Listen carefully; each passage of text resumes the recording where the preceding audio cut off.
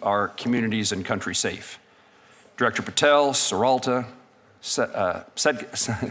I know you well, sir, and Administrator Cole, please express my gratitude to the agents and deputies, duty officers, professional staff, and families who support your agencies. I appreciate their service in Kansas. Kansans appreciate their service at home and in our country, and our country is safer because of what they do. Traditionally, the subcommittee has only received a budget defense from the Attorney General on behalf of the entire Department of Justice and the Director of the FBI. As the chairman of this subcommittee, I've had the opportunity to meet with many dedicated professional law enforcement officers and staff at ATF, the DEA, FBI, and United States Marshal Service. I've long believed that these agencies, they also deserve, in addition to the FBI, in addition to the Department of Justice, the opportunity to explain to this committee the resources they need to execute their missions. Each of you, all these agencies are important, and I want this subcommittee to be able to hear from you and to ask you questions regarding your budget requests. Our witnesses will discuss their budget requests in greater detail today, so I'll only note that each component has requested an increase above the FY 2026 enacted levels. We've had several years of relatively flat budgets, and in the case of ATF, significant reductions.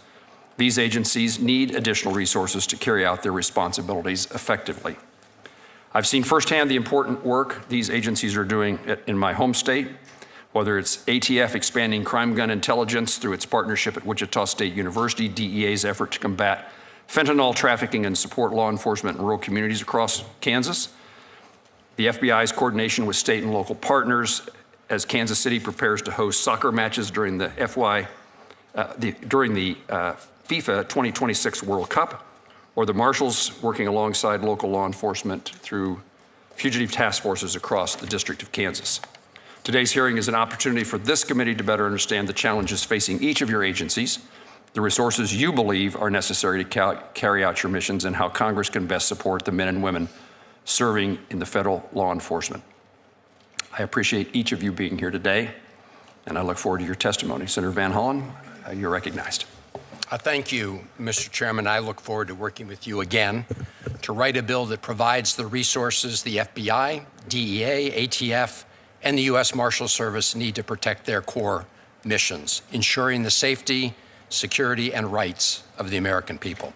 I also look forward to continuing to work with you to ensure oversight and accountability regarding the new FBI headquarters and making sure that it meets the mission and security requirements of the FBI. And I welcome all the witnesses today as we recognize key members of our American law enforcement family during National Police Week. I look forward to hearing about the various budget requests, but we should acknowledge that we are not gathered here at this hearing at a normal time, because what we are learning about what's happening at the FBI is anything but normal. Director Patel, as you ask for more taxpayer resources, we cannot look away from the credible, extremely troubling reports about your misconduct at the FBI. All four of you hold positions of great public trust. The American people trust that each of you will responsibly exercise your powers to protect them. You're expected to be on call night and day, able to make quick decisions to guard our nation's security. You must always be prepared to answer that call, whether it comes at 3 p.m. or 3 a.m. That is your duty.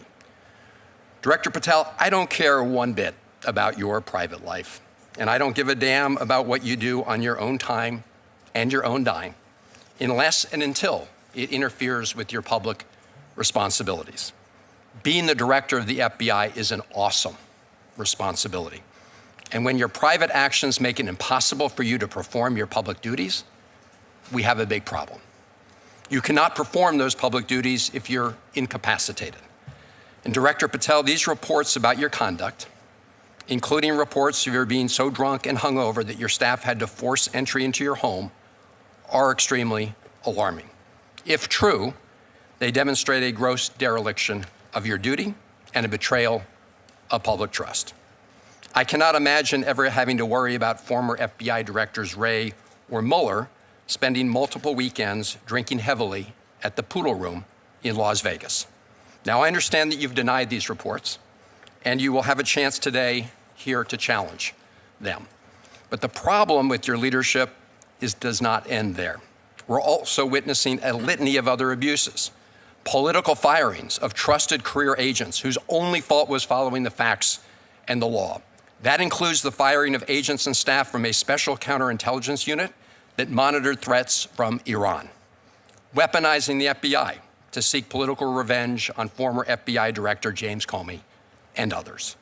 Using FBI investigative resources to go after journalists who write stories that you don't like. And just this morning, we learned more details about your firing of Brian Driscoll, a decorated FBI special agent with nearly 2 decades of experience. He claims in an interview that you made clear that his failure at the FBI was tied to, that his future at the FBI was tied to his political allegiance to Donald Trump. So you're asking for more resources at a time that you're misspending valuable resources on political revenge instead of focusing on defending our national security. I'm pleased, as the chairman said, that all of your agencies noticed our bipartisan opposition to the deep cuts from last year and have presented more robust plans this year. There are still major gaps to be addressed. One notable example among the DOJ programs is the elimination of the organized crime drug enforcement task forces. As I understand it, DEA was oddly sidelined in this process. I'm also concerned about diverting resources away from core missions of each of your agencies to fuel President Trump's mass deportation agenda. Trump told us he was going after the, quote, worst of the worst who posed a danger to our communities. That would be fine. But if you look at the Department of Homeland Security's own data, overwhelmingly the people being targeted and locked up pose no risk to public safety. So when you divert resources away from fighting serious violent crime to locking people up who mostly don't pose a risk to public safety, you're making us less, not more safe.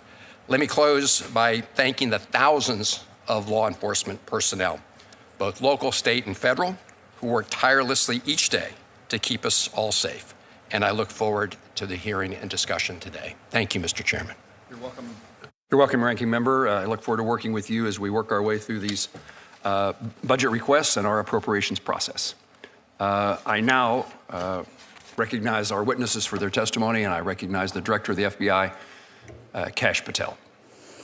Good afternoon, Chairman Moran, Ranking Member Van Hollen, and members of the subcommittee. Thank you for inviting me to represent the FBI's fiscal year 2027. It's an honor to represent the 36,000 men and women of the FBI that serve around the country and around the world, especially during Police Week. Director, would you pull the mic closer, please? Of course. Thank you. This week, especially for Police Week, we pause to commemorate the incredible dedication and bravery of our law enforcement communities across the country, who stand on the front lines and shield our citizens from dangers and threaten our everyday way of life. Every day, the FBI safeguards our nation's safety and security with our law enforcement partners. To achieve our no-fail mission, we fully support the President's budget proposal for the FBI for $12.53 billion to get us right-sized. Before getting into specifics, I'd like to highlight that the importance of the FBI mission is never more important than at this critical time, especially during the recent violent attacks during the White House Correspondents' Dinner, which all too many of us were there. I was proud that the FBI within moments immediately jumped into action, launched a bi-coastal investigation, launched fixed-wing and rotary assets and men and women in evidence response teams, bond technicians, and interviews.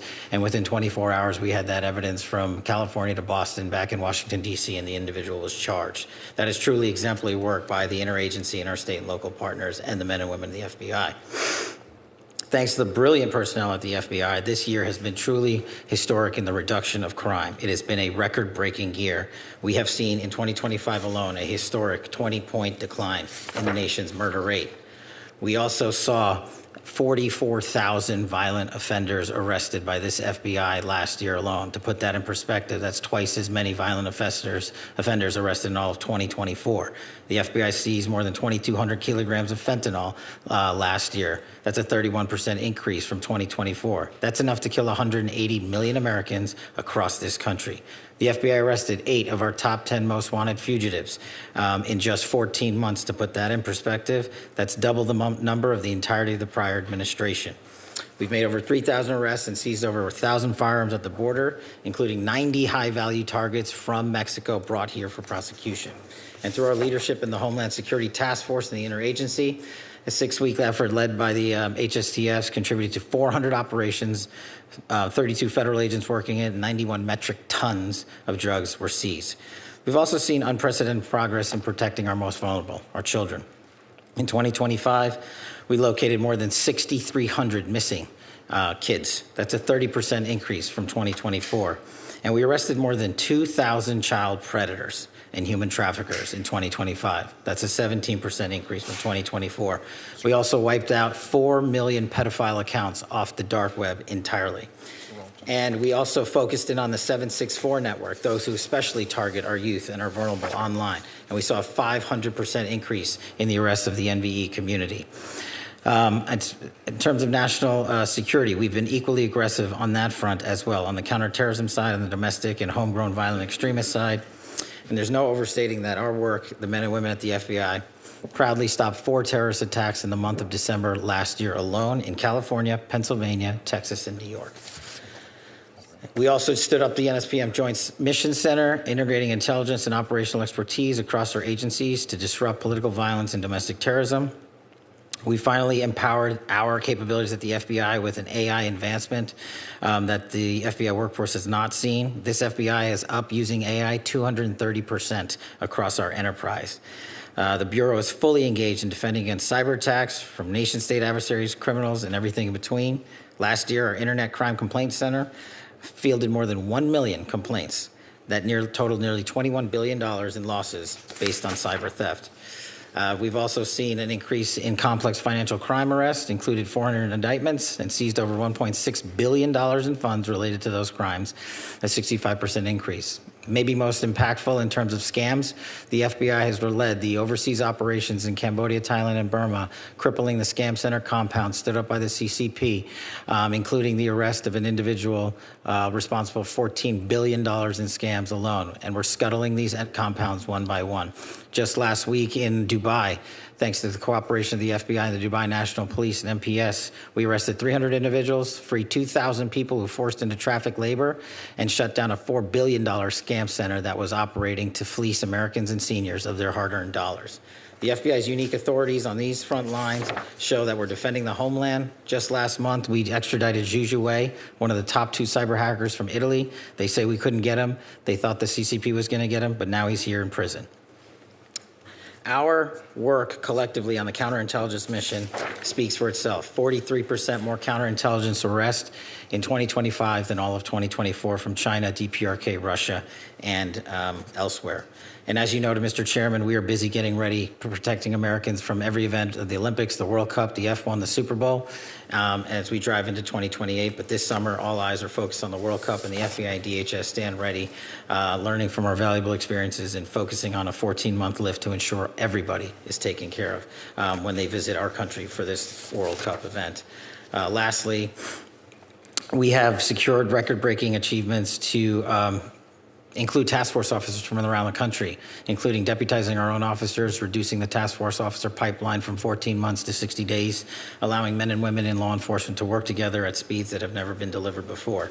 With your continued support, this FBI stands ready to continue this great work, and I stand ready to answer any and all questions from you. And categorically, Mr. Vice Chairman, when you say there's credible reporting, just because you say it's credible doesn't make it so. This FBI is doing a historic level of crime reduction across the country. I'm proud to lead it. And if you want to cite media reporting to discredit the men and women of the FBI, go right ahead. The target's right here. The mission has never been more successful. Administrator Terrence Cole, Drug Enforcement Agency. Chairman Moran, Ranking Member Van Hollen, and members of the subcommittee, thank you for the opportunity to appear before you today. It's an honor to be here during National Police Week when we recognize the men and women of law enforcement who have given their lives in the line of duty. I appreciate your continued support of the Drug Enforcement Administration and nearly 9,000 professionals who carry out the mission across the United States and around the world. As a law enforcement veteran of more than 30 years, I come before you with a straightforward message.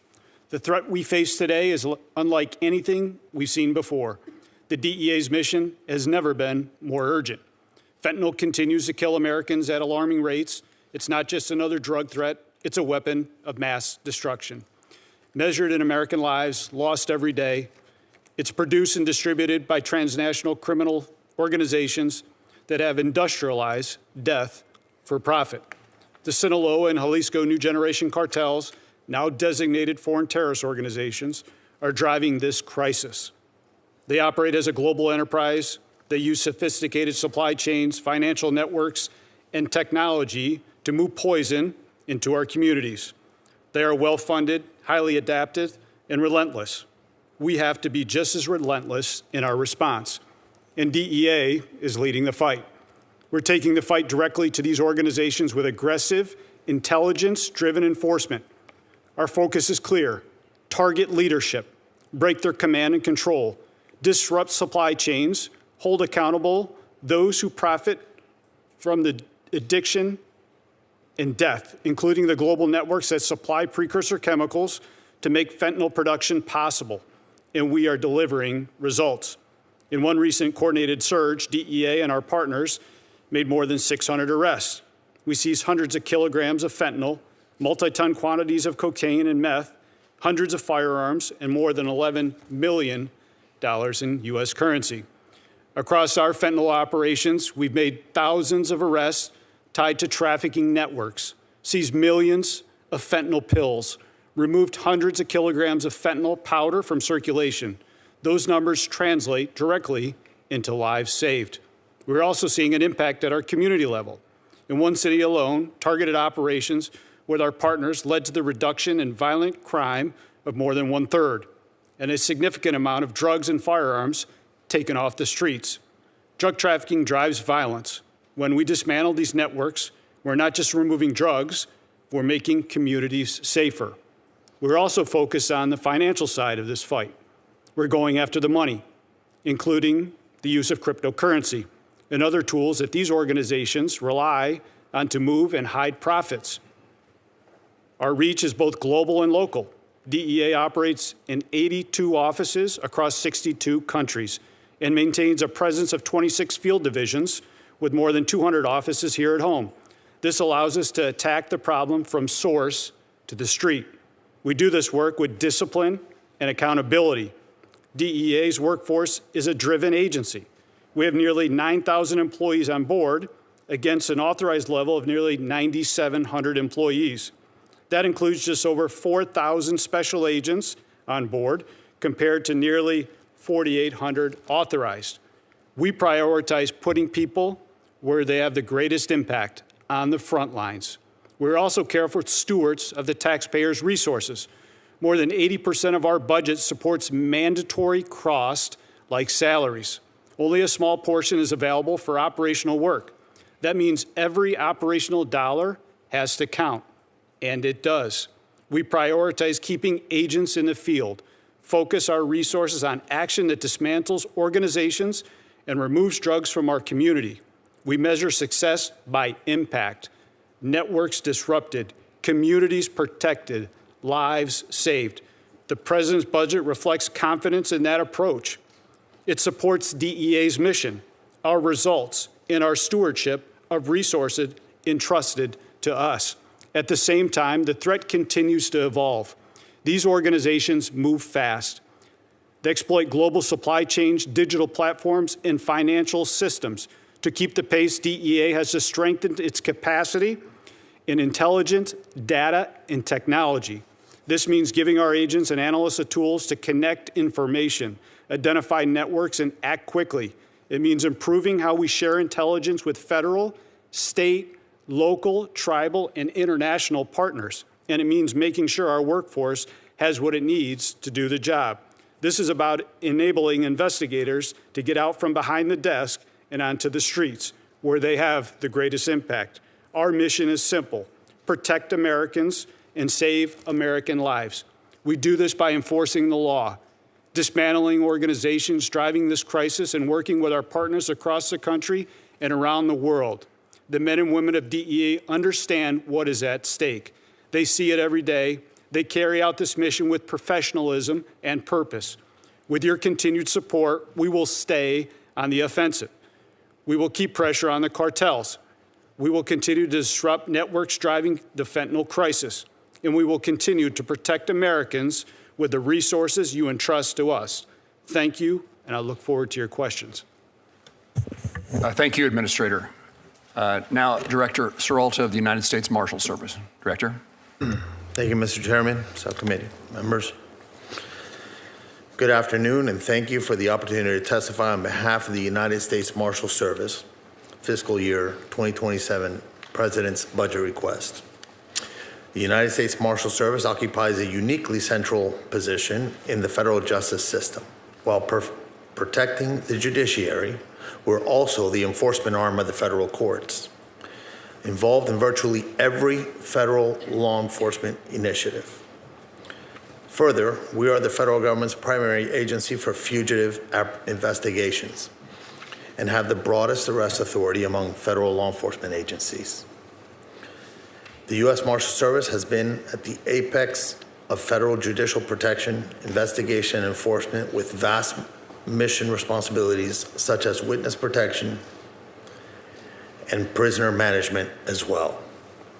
The United States Marshal Service is unique from all other agencies and has no control over the workload for our primary mission: protecting, defending, and enforcing the American justice system.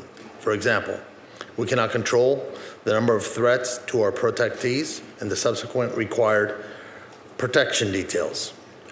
Prisoners that enter our custody cannot be controlled. How many federal witnesses we protect, or how many judicial proceedings are held each year. We're excited to work with you in advancing the United States Marshal Service forward in fiscal year 2027. This will require increases in personal equipment for critical safety needs.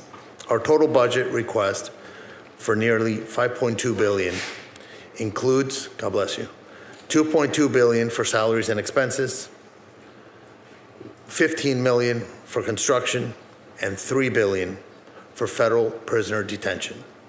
Our workforce is one of the smallest in the federal law enforcement, at about 3,800 deputy U.S. Marshals. However, in fiscal year 2025, we arrested over 73,000 fugitives, conducted over 308,000 prisoner movements, housed over 55,000 prisoners, managed 37,000 assets worth $10.4 billion, provided security details for 18 protectees, in addition to securing the residences of the U.S.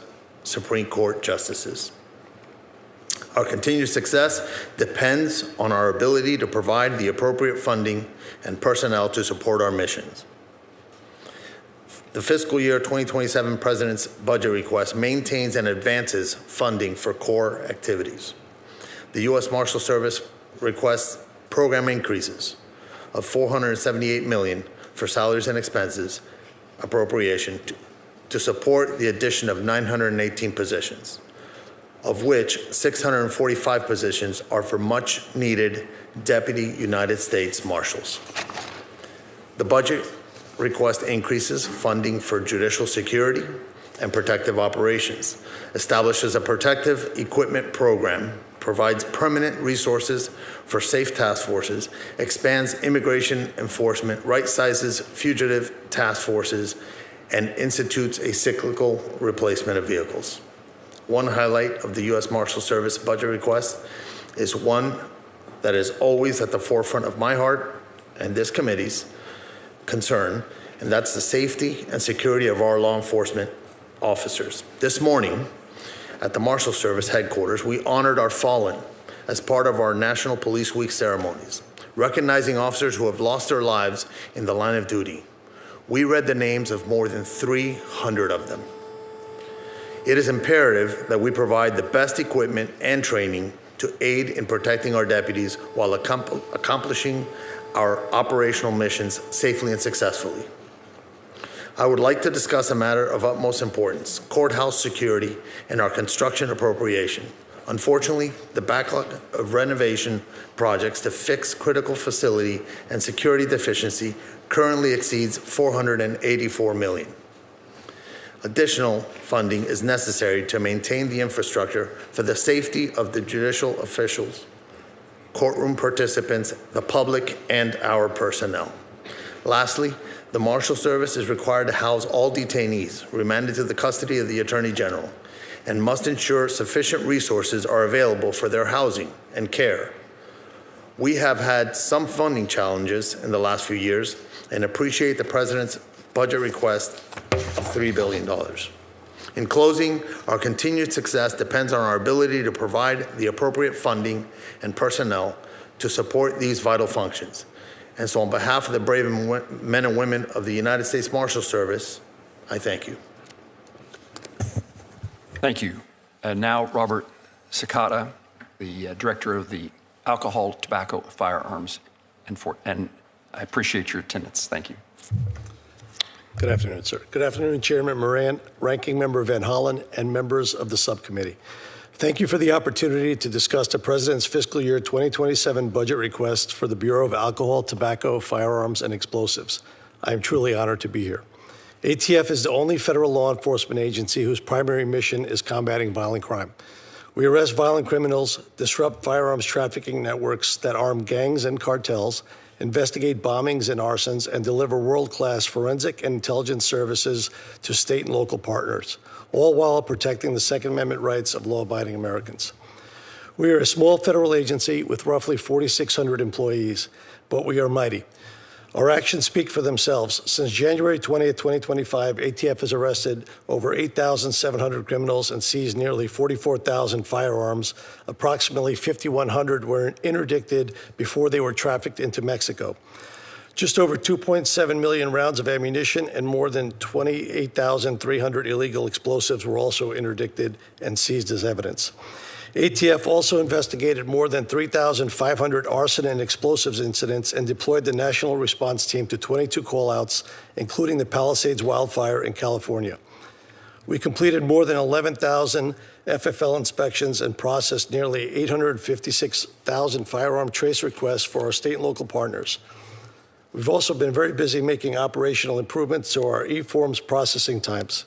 Between January 1, 2026 and April 14, 2026, ATF received more than 1 million e-form applications and finalized nearly 924,000 of those applications. Today, we are on track to hit a new record. By the end of May, we will have processed as many e-form 1 and 4 applications in 2026 as we did in the entirety of 2023. We have done all of this while cutting e-forms 1 processing times from 47 days to 42 days and cutting e-form 4 processing times from 230 days in 2023 to just 12 days today. The funds Congress has appropriated to date have allowed ATF to make a tangible difference in communities throughout the country every single day. ATF provides critical services to state and local law enforcement at no cost, including firearms tracing, ballistic intelligence, and forensic laboratory examinations involving firearms, arson, and explosives. These capabilities are central to identifying shooters, disrupting trafficking networks, and solving violent crime. ATF is grateful for this funding and has achieved a tremendous result, but without adequate investments by Congress, these results are not further sustainable. That is what makes the President's FY27 budget request for ATF so important. It totals $1.652 billion for salaries and expenses with 4,749 full-time equivalents. It is what ATF requires to sustain our mission.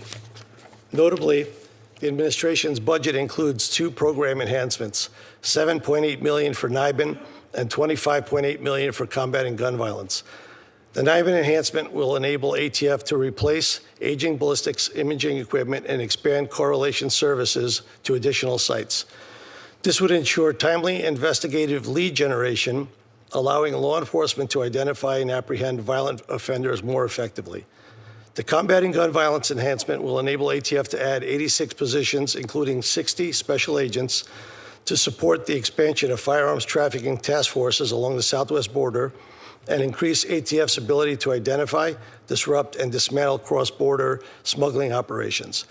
If enacted, the administration's budget will enable ATF to sustain core capabilities, modernize critical infrastructure, and continue providing and expanding access to services for law enforcement partners, allowing us to continue focusing on our unique mission of combating violent crime. The Senate has been a staunch supporter of ATF's mission. I'm deeply grateful for that. I look forward to continuing to work together. I thank you all again. I look forward to your questions. Director Sakata, thank you very much. We'll now begin with a round of questions, and I'll begin with you, Administrator Cole. I just returned from a visit to China, where in conversations with Chinese leaders, we again push the issue of precursor chemicals and their import to Mexico and ultimately the drugs to the United States. I've also been to Mexico and met with the leadership there to encourage them to discourage China from continuing to import those precursors.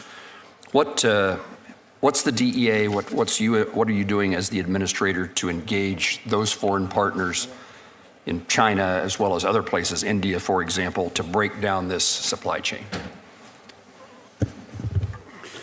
Senator, thank you. And DEA is laser focused on targeting and disrupting the supply chain out of China as well as in India. We've held 2 bilaterals this year with Chinese officials, one at DEA headquarters and the other one at our Rocky Mountain Field Division. We continue to work on the ground in Beijing, China, with NCB, the National Control Board in China, as well as MPS, the Ministry of Public Safety. We continue to stay engaged. We continue to target the Chinese organizations that are sending this precursor chemicals into Mexico for the manufacturing of fentanyl to come across our border. We will continue to stay on our front foot. We will continue to target. We will continue to work with U.S. Ambassador David Perdue on the ground in China, who's been a tremendous advocate on the ground, not only for all federal law enforcement, but for protecting American citizens in our country from this danger of the precursor chemicals that continue to flow into Mexico and into Colombia. Administrator, how do you evaluate the interest, the willingness of Chinese officials and other foreign countries, their leadership in actually assisting in keeping the precursors out? And at the ground level, we're working extremely well. I think there are still barriers that are in place. I know the president's visit this week will be fruitful as we continue to stay on the offense when it comes to protecting Americans to this precursor chemicals that continue to flow into Mexico and China. The Mexican authorities have stepped up their game with bilateral cooperation. I think everybody at this table has seen an increase in the cooperation with Mexico, but we need more. We can only determine the effect when we start to see the decrease in Americans that are dying at the hands of this poison that is coming out of Mexico, but is being fueled by China and India. Thank you for your efforts, and I look forward to results. Director Serralta, you were the second U.S. Marshal I ever met in a visit to Florida when you were in the District of Florida, and I appreciate the hospitality you extended to me, 3 years ago or so, as I tried to learn about the Marshal Service in this capacity I hold on this committee. You mentioned infrastructure at courthouses. I've taken an interest over the years in the Commerce, Justice, Science Subcommittee working to provide additional resources for judiciary security. And that has included security operations, courthouse security, protective details, and threat response capabilities. We've also worked to provide legislation so that information can be removed from websites regarding members of the judiciary and their families. You mentioned another aspect of this in your testimony, and that's about infrastructure. I leaned back to my staff to ask if this subcommittee has jurisdiction over infrastructure at courthouses, which I didn't necessarily think we did, but we do because it comes out of your budget. So I wanted to give you the chance to highlight, for me at least, what's the current circumstances that our judges and court officials face in regard to threats, and if you want to re-highlight for us the things that we might do to be helpful to make their persons more secure. Thank you, Senator Moran. It was a pleasure to have you in Florida. I hope to do that again sometime. You did that never knowing that you were going to be the director of the U.S. Marshal Service. I did not know that. Assume. Correct. So our judicial security protective operations is due to with the president's budget, to have an increase of $34.6 million. And that's going to strengthen and expand the protective operations mission by adding more dedicated teams and allow the USMS to surge resources when threats necessitate enhanced judicial security. But you bring about the question about the construction backlog, which I mentioned in my opening. The construction backlog is $484 million, and that includes $30 million of it for prisoner elevators.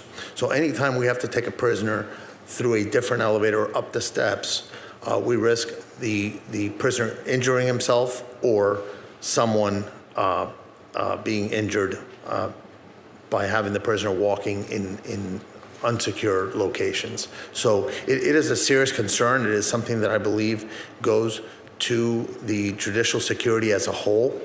The Marshal Service mitigates and we triage what areas we work with first with the input of the judiciary. You would take just one more minute before I turn to Senator Van Hollen.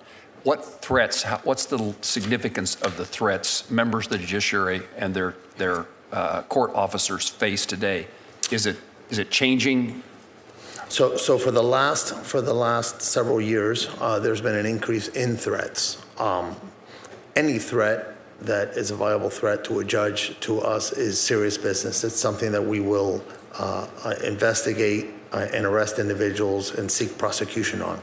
So there has been an increase in threats. It's been over the past several years, and it's fueled primarily by social media, where folks can be brave on the internet, yet when we go meet up with them, they're not so brave. Thank you. Senator Van Hollen. Thank you. Director Cicada, you hold a position of public trust. You agree that you should lead by example and be held to at least the same standard of conduct as you expect of ATF agents? Yes, sir. And would you agree that if one of your agents was unable to perform his or her duties because of excessive drinking, you would need to take corrective action or disciplinary measures? Yes, sir. Director Seralta, same question for you with respect to the U.S. Marshal Service. Do you agree with the responses from Director Cicada? Ranking Member Van Hollen, that would be correct. I would do that after a thorough investigation by our internal affairs. Administrator Cole, same question to you with respect to the DEA. Yes, sir. I would echo what Rob and Gaddy have said. After a thorough review by our OPR, Office of Professional Responsibility, yes, sir. Director Patel, do you agree with these three gentlemen as Yes, the head sir. of the FBI? So you agree, Director Patel, that if one of your agents was unable to perform his or her duties because of excessive drinking, you would need to take corrective or disciplinary action. You agree with that statement? We would implement the inspection review process, just like these other agencies have their own internal investigations, and complete that review.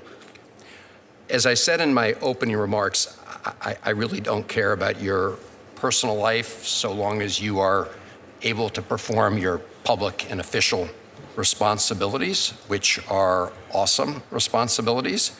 Multiple reports, including reporting by The Atlantic, have alleged episodes of excessive drinking, unexplained absences, and behavior that concern current and former FBI and DOJ officials.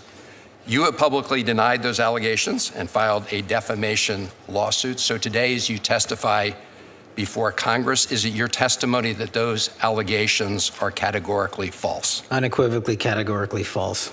So there have been no occasions during your tenure when FBI personnel were unable to promptly reach you?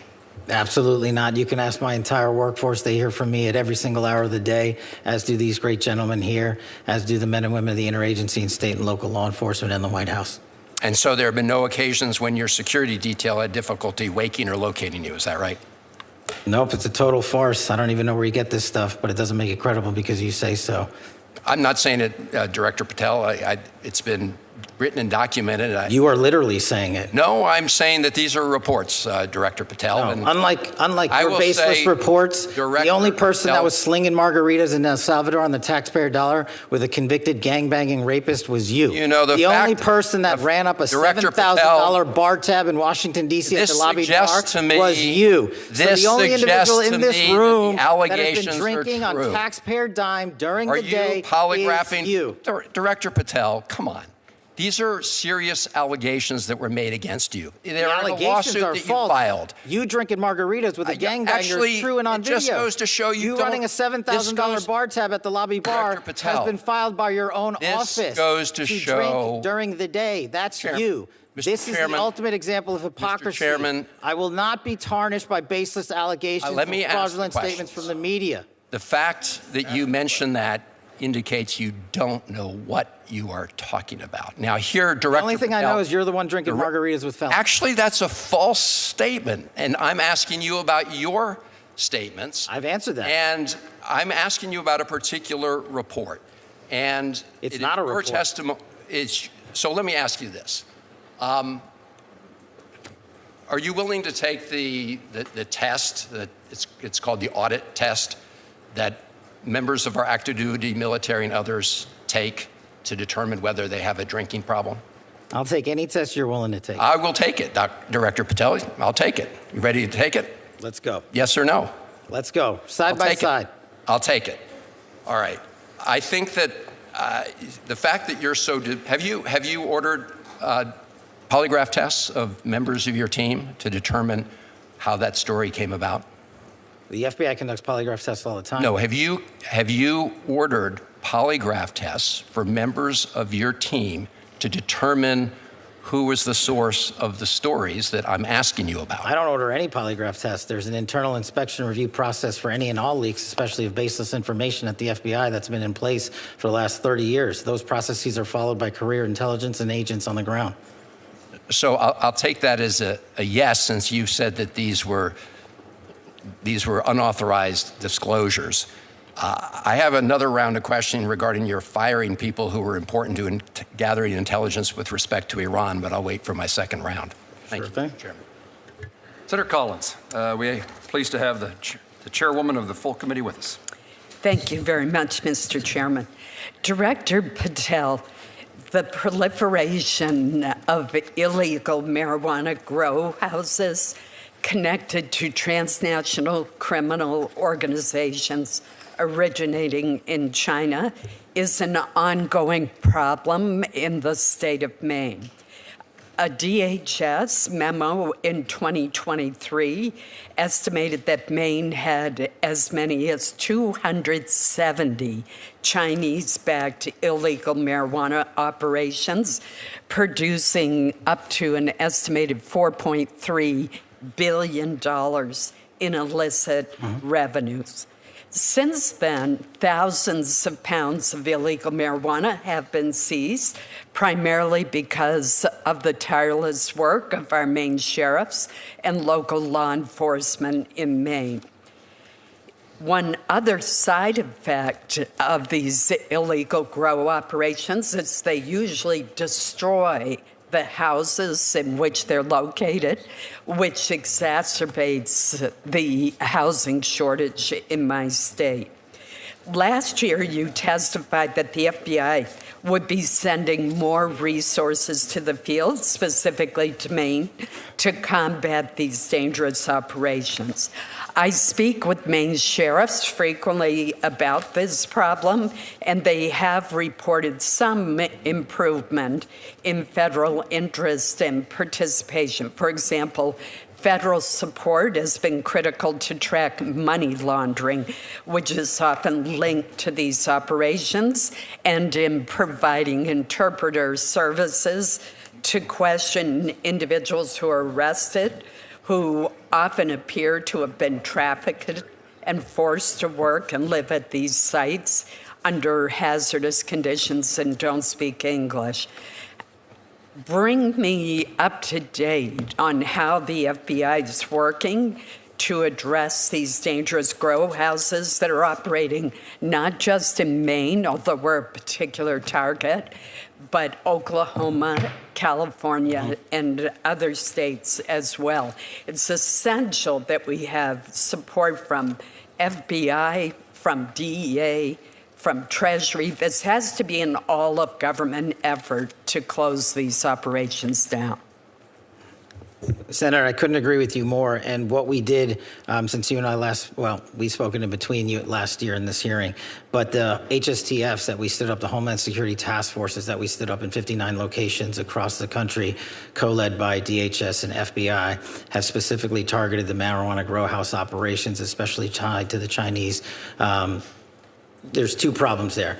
The Chinese nationals that are doing most of the criminal activity related to the grow houses have either severed ties or covered their tracks very well, and has led us to be unable to determine their direct connectivity. I'm not saying it doesn't exist, back to mainland China. That's kind of their MO on how they do, whether it's grow houses or any other criminal activity. So what we're doing with the HSTFs is reverse engineering those programs, taking down the grow houses, whether they're in Maine or Oklahoma, and tracing their banking records and their financial statements to see what we can do with the sanctions program overseas and shut down the financiers of these operations. Do we know where the money is going to? Some law enforcement officers in Maine believe it's tied to the fentanyl trade. Yes, ma'am. I believe, as these gentlemen will tell you, the money always goes back into the drug trafficking trade, into the drug traffickers' pockets. And so we're not seeing, I'm not saying it doesn't happen, what we're not seeing yet is the money directly being shipped back over to mainland China and the CCP from these grow house operations. I would encourage you to even increase your efforts even more, because this remains a huge problem in Maine, despite the valiant efforts of our sheriffs and local law enforcement. Administrator Cole, could you provide an update on DEA's efforts in this area? Yes, ma'am. Yes, Senator. And we continue to target those specific marijuana traffickers in Maine. As of recently, we had executed 44 search warrants in reference to Chinese underground marijuana houses, seized about 32,000 marijuana plants, over 500 pounds of marijuana.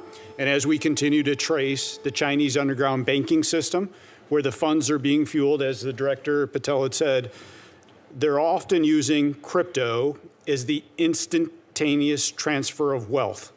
And what that requires our skilled investigators to do is to pull those findings off the blockchain, but to specifically look at 1, 2, and 3 tiers removed to help identify exactly where those illicit gains are going to.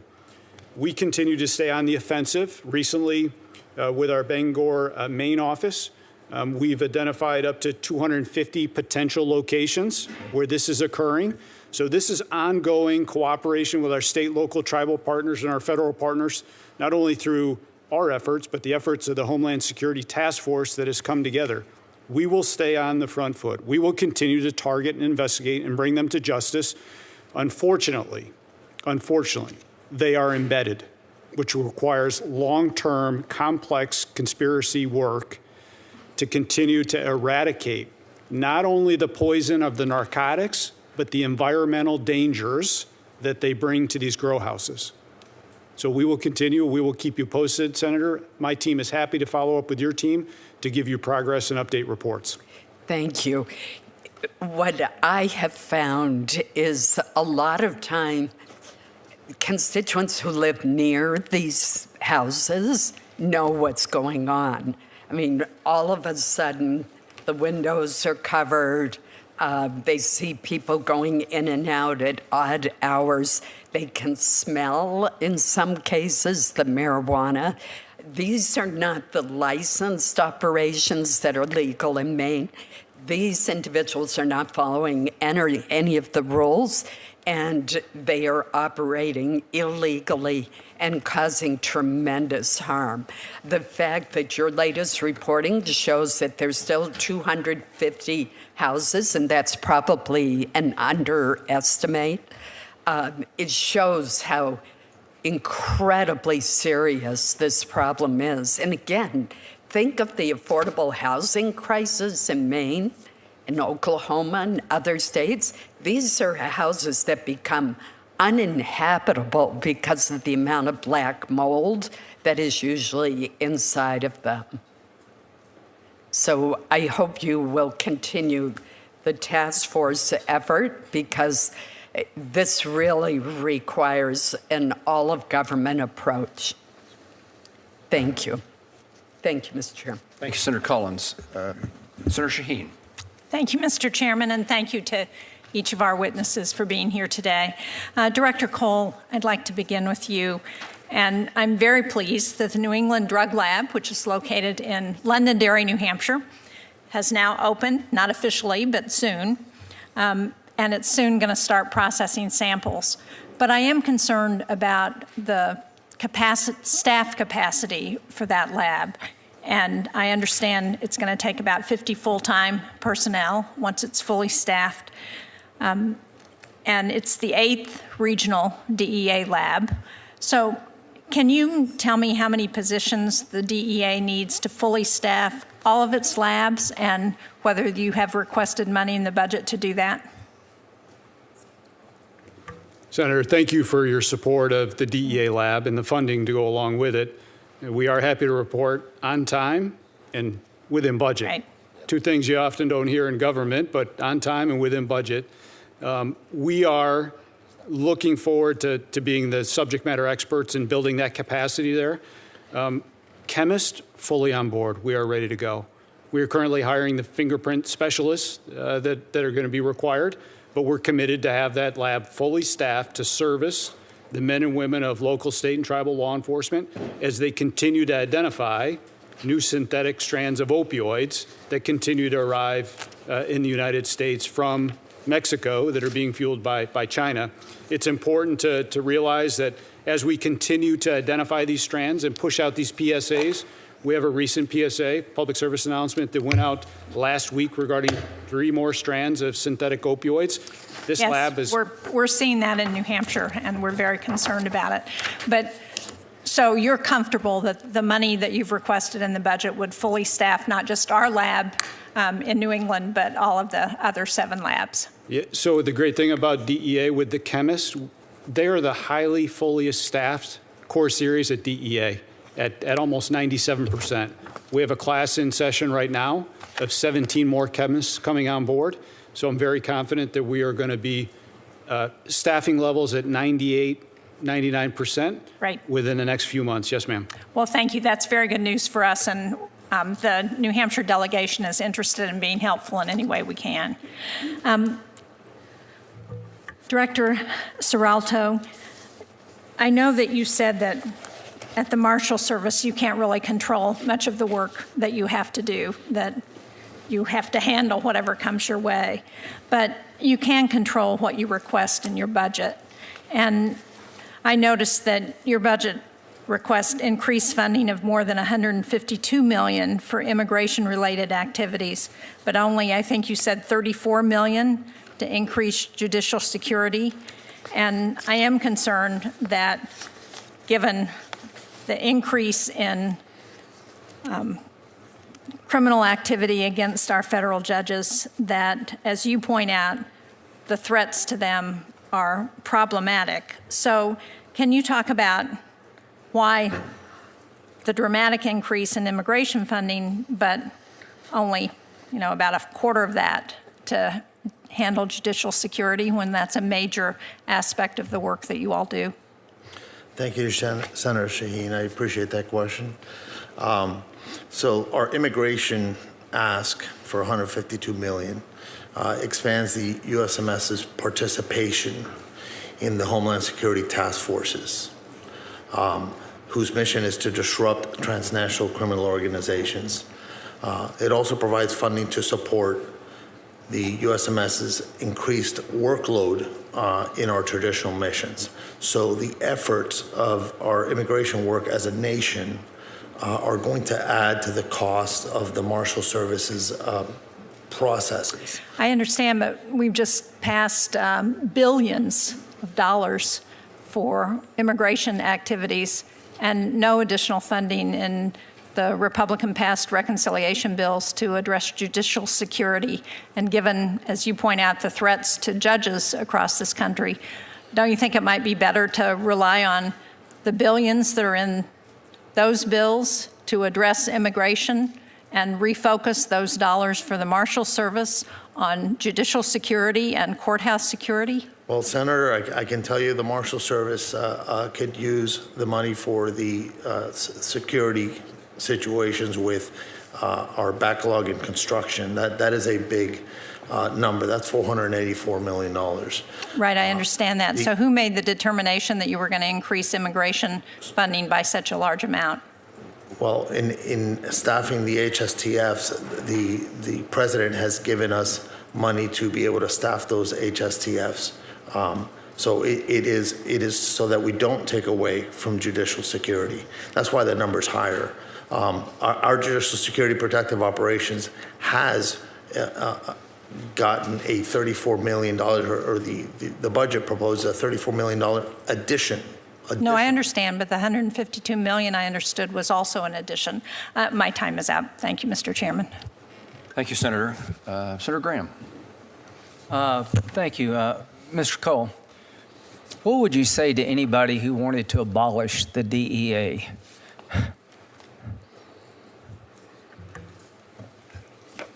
Well, I would have them take a look at our direct workflow currently, where last year we seized close to 57 million fentanyl pills in the United States, close to $900 million in U.S. currency that came from drug traffickers.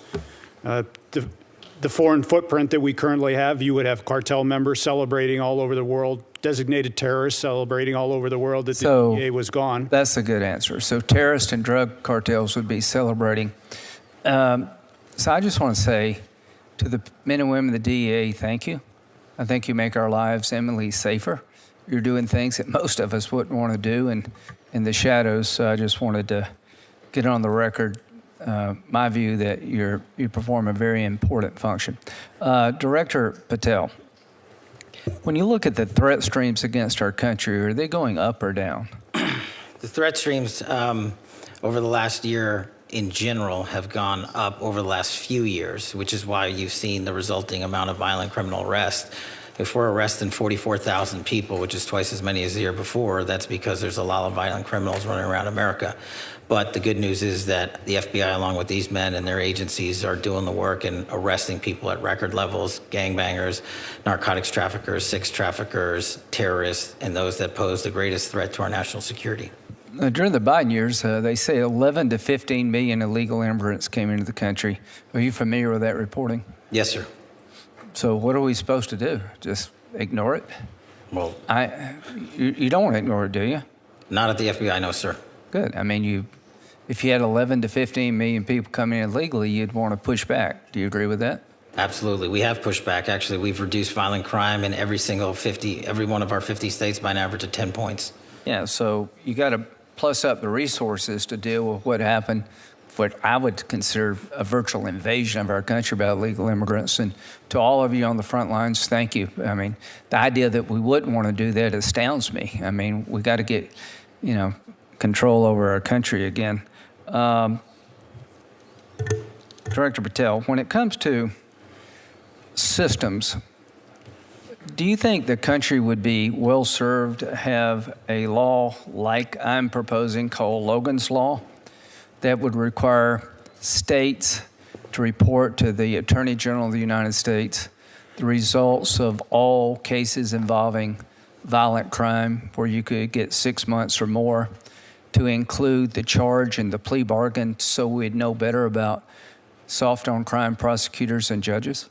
That bill is critical to providing the information that we at the FBI house at our Criminal Justice Information Center, Siege's property in West Virginia. We are only as good as the data we're given. We don't go out and proactively and legally obtain that data from our partner enforcement agencies across the country. So you would support Logan's Law Absolutely. Requiring that to be done? We need it. Yeah, I think so too. And the man who in Cambridge, Massachusetts, who shot at a bunch of drivers, he had a long criminal record. Are you familiar with that? Yes, sir. As a matter of fact, while he was on probation, he shot at police officers and not much happened to you. You're familiar with that? Yes, sir. Do you agree we need to break the cycle of catch and release and looking the other way when it comes to violent crime in this country? I think catch and release is the #1 cause of recidivist violent crime in the history of the United States of America. Okay. When it comes to the FBI, how's morale? I'm sorry? How's your morale at the FBI? Morale has never been better. When I go across the country and I talk to the line agents and the intelligence analysts and professional staff, I travel around the country, I talk to our state and local partners, they tell me one thing resoundingly: we're finally going to do the work that we were asked to do with the resources that we needed to get the job done. And that's what this administration is focused on, and that's why you're seeing the results that we talked about. Mr. Cole, do you think we're seeing dividends from your focus on illegal drugs and cartels and all the above?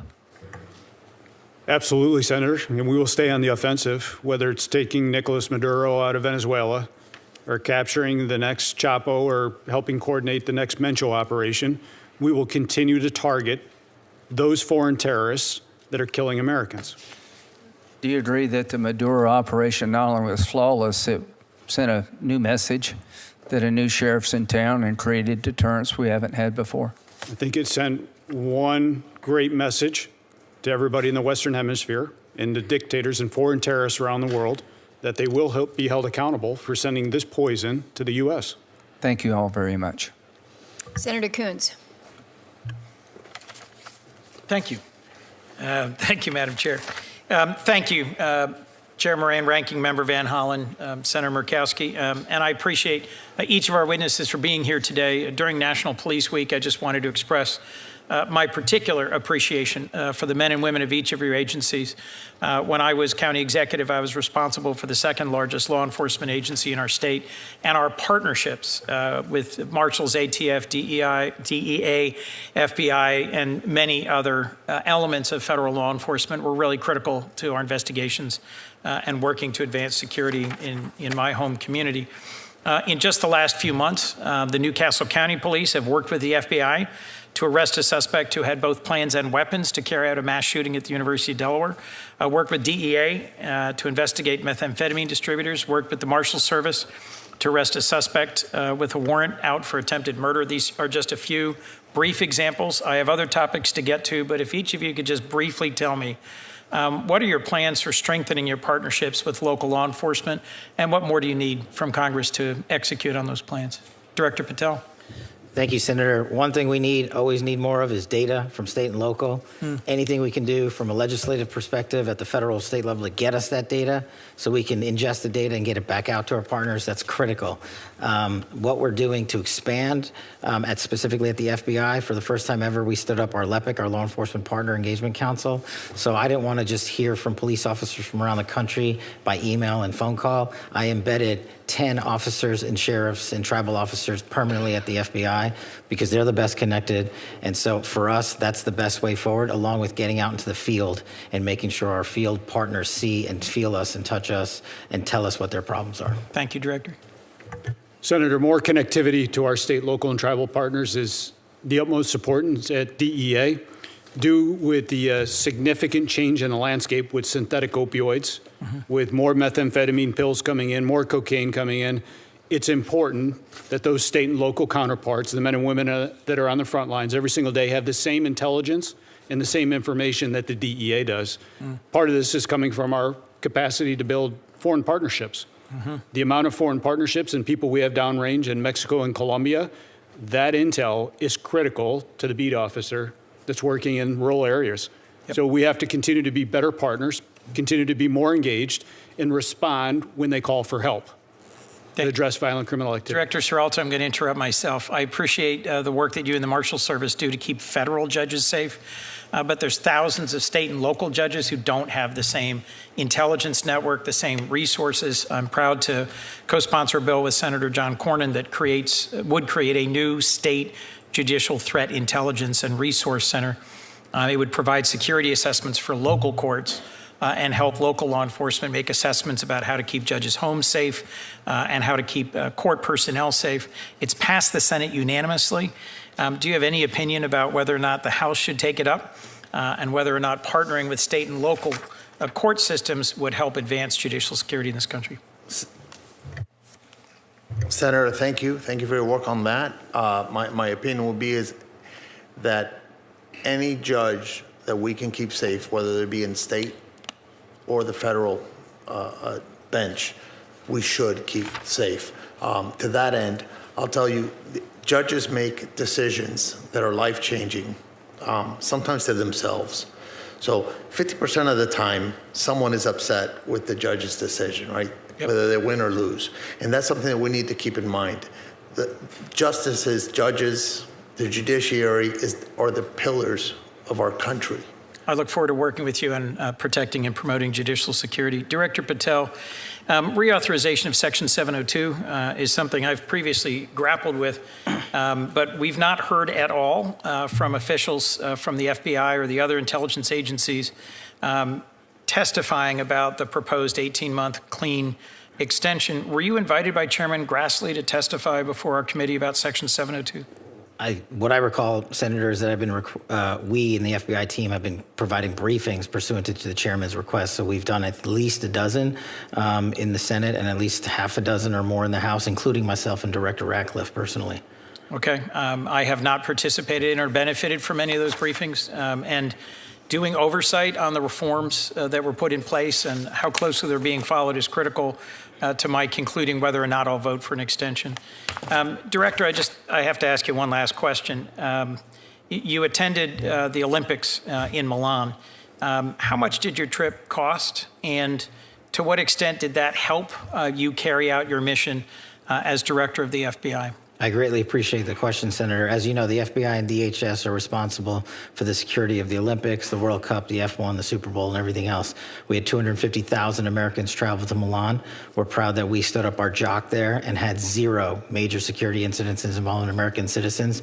And what we did was we purposely planned that trip around the Olympics because, as I mentioned in my opening, the top cyber criminal from the CCP was housed in Italian custody. While there, we were able to work an agreement, an arrangement to have that individual expelled from Italy instead of going back to China, like has so often happened in places like Serbia. Mm-hmm. And so we accomplished that mission, and we kept it quiet, and that individual was returned to America 2 weeks ago. I was concerned that just before we went to war with Iran, a whole group of FBI agents were terminated, about 10, who were reportedly analysts with expertise in handling Iranian counterterrorism, fluent in Farsi, long experienced. I know there's ongoing litigation, but have you replaced them? Was there a reason for their dismissal?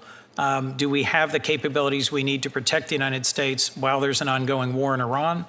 The public reporting as to the reasons for their dismissal I found deeply troubling. Well, as I've addressed earlier, I don't believe the public reporting is accurate. What we did do for the first time in FBI history is stand up the Iran Threats Mission Center that is housed inside the FBI with our Iran experts, including intelligence and analysts and agents, and we have seen a 47% increase in the arrest of Iranian spies. Do you disagree that there were 10 Iran specialists dismissed right before the war began? Yes.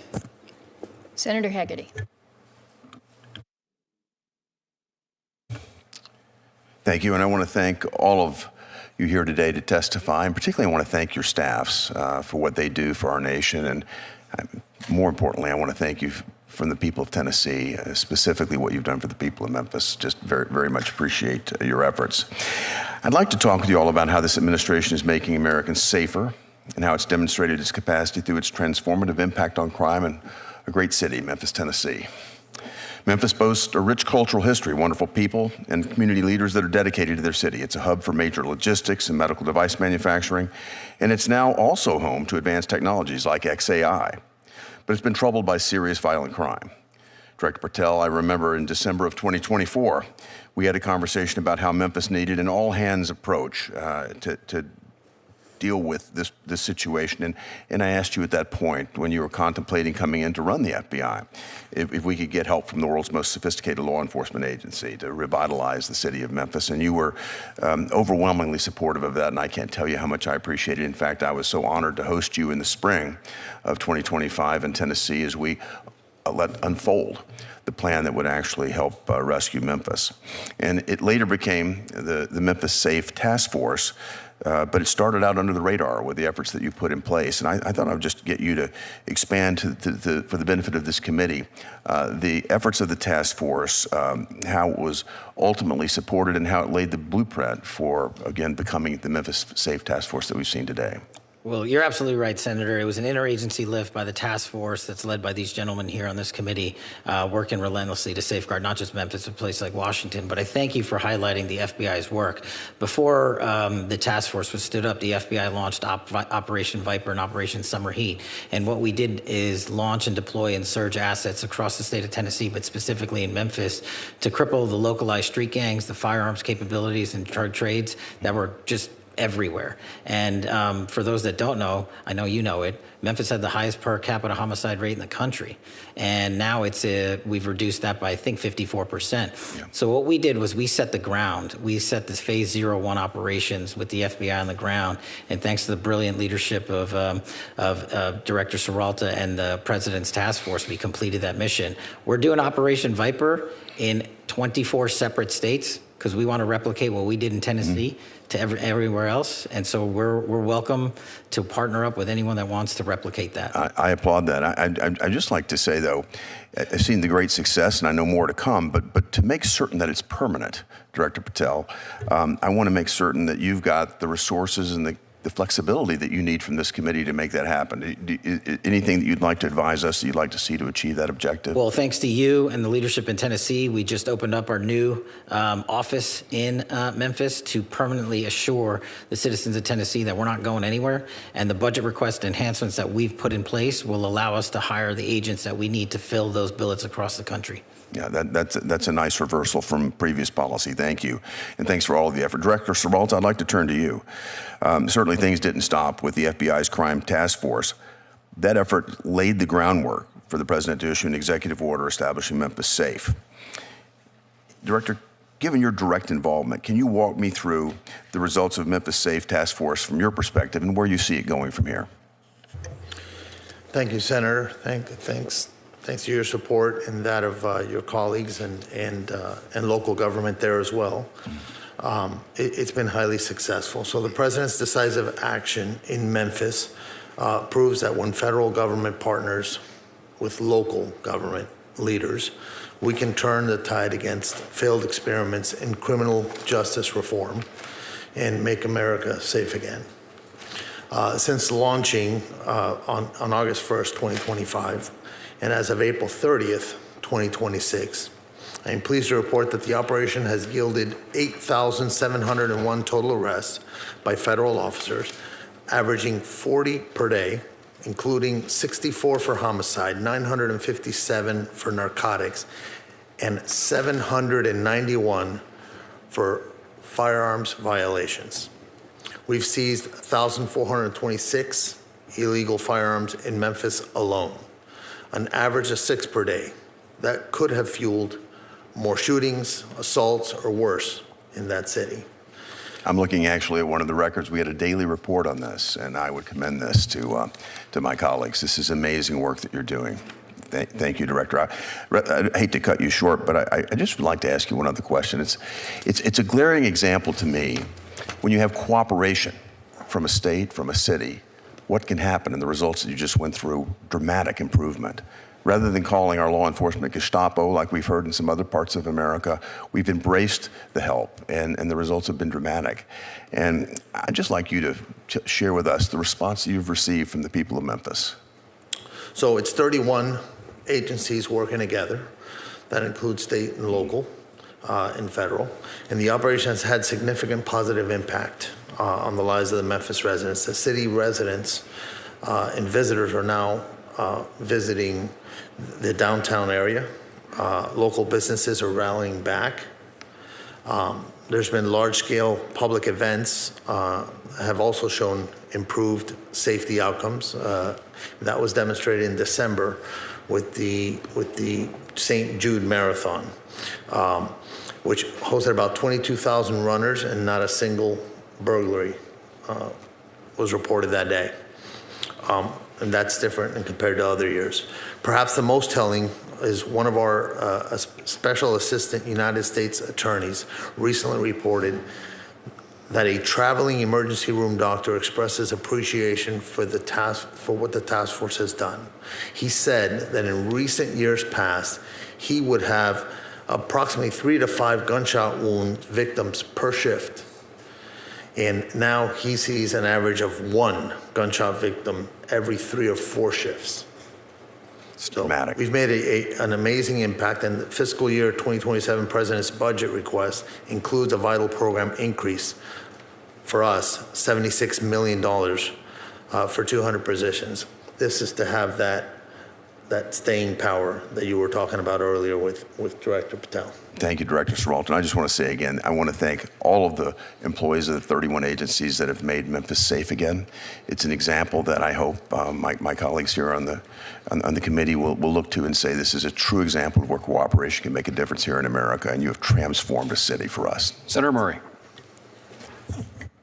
Thank you very much. For my manners. Thank you for joining us, Vice Chairwoman. No worries.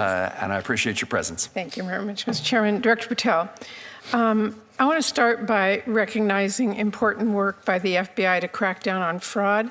In one case, the FBI helped bring justice multiple former business owners who orchestrated a $205 million Medicare fraud scheme on the American people. And those business owners filed nearly 1 million false claims for services that they never provided to any patients, literally stealing from American taxpayers and preying on vulnerable people who were suffering from Alzheimer's and dementia and substance abuse. But thanks to the FBI, those crooks were held accountable. So I just wanted to ask you today if you would pass along my gratitude to those FBI agents for their tireless work bringing those criminals to justice. I will, ma'am. The fraud work is often overlooked, and I greatly appreciate that. And very important. But I do have to say, unfortunately, President Trump, the guy who says he's going after fraud, granted this man, Lawrence Duran, clemency last June. He was set free and let off the hook for the $87 million he owed in restitution. And Trump granted clemency to Duran's business partner last February, cutting well short her 35-year prison term. He literally undid the important justice work the FBI served and let fraudsters off the hook, and I find that deeply disturbing. With that, I want to say, I want to take a moment to reiterate the important role of DOJ law enforcement in keeping all of us safe. Those agents and deputy marshals are absolutely critical to making sure public safety and solving crime.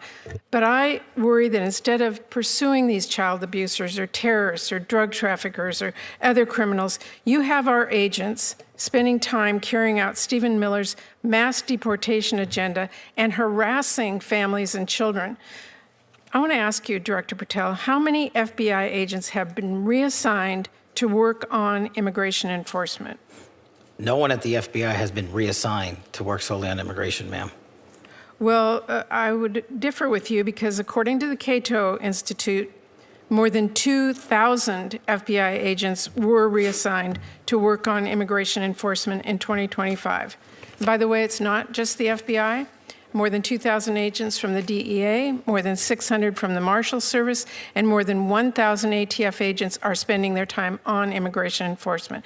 That has really pulled critical, highly trained assets off of work to keep our communities safe from drugs and guns and other threats, and I find that deeply disturbing. Now, Director Patel, I want to ask you about a number of extremely troubling stories recently about your leadership and temperament and what's happened to the FBI with you at the top. And in response to all the concerns about your leadership, instead of righting the ship, you've taken to polygraphing your employees to scare them and attempt to rat out leakers. There are reports that you're using FBI resources to investigate journalists for reporting what's going on, and that is absolutely not what this committee intended when we funded the Bureau. So can you commit to this committee today that no agent hours have been pulled from other work like counterterrorism or violent crime investigations to work on matters related to negative press about you or your personal lawsuit? Senator, I greatly appreciate the question, and I can tell you unequivocally, this FBI is targeting and investigating no journalists. This FBI is targeting no journalists. The Obama and Biden administrations targeted dozens of journalists, sent out 1,200 interviews. I didn't ask you about the Biden administration. I asked Well, if you can commit to this committee that no agent hours have been pulled from other work. We have not done so. Okay, well, there are reports that are using FBI resources to investigate journalists. You are saying to this committee today that that is not true. That's correct, ma'am. Okay, well, let me just say, Director Patel, we need a serious budget, but we also need serious leadership.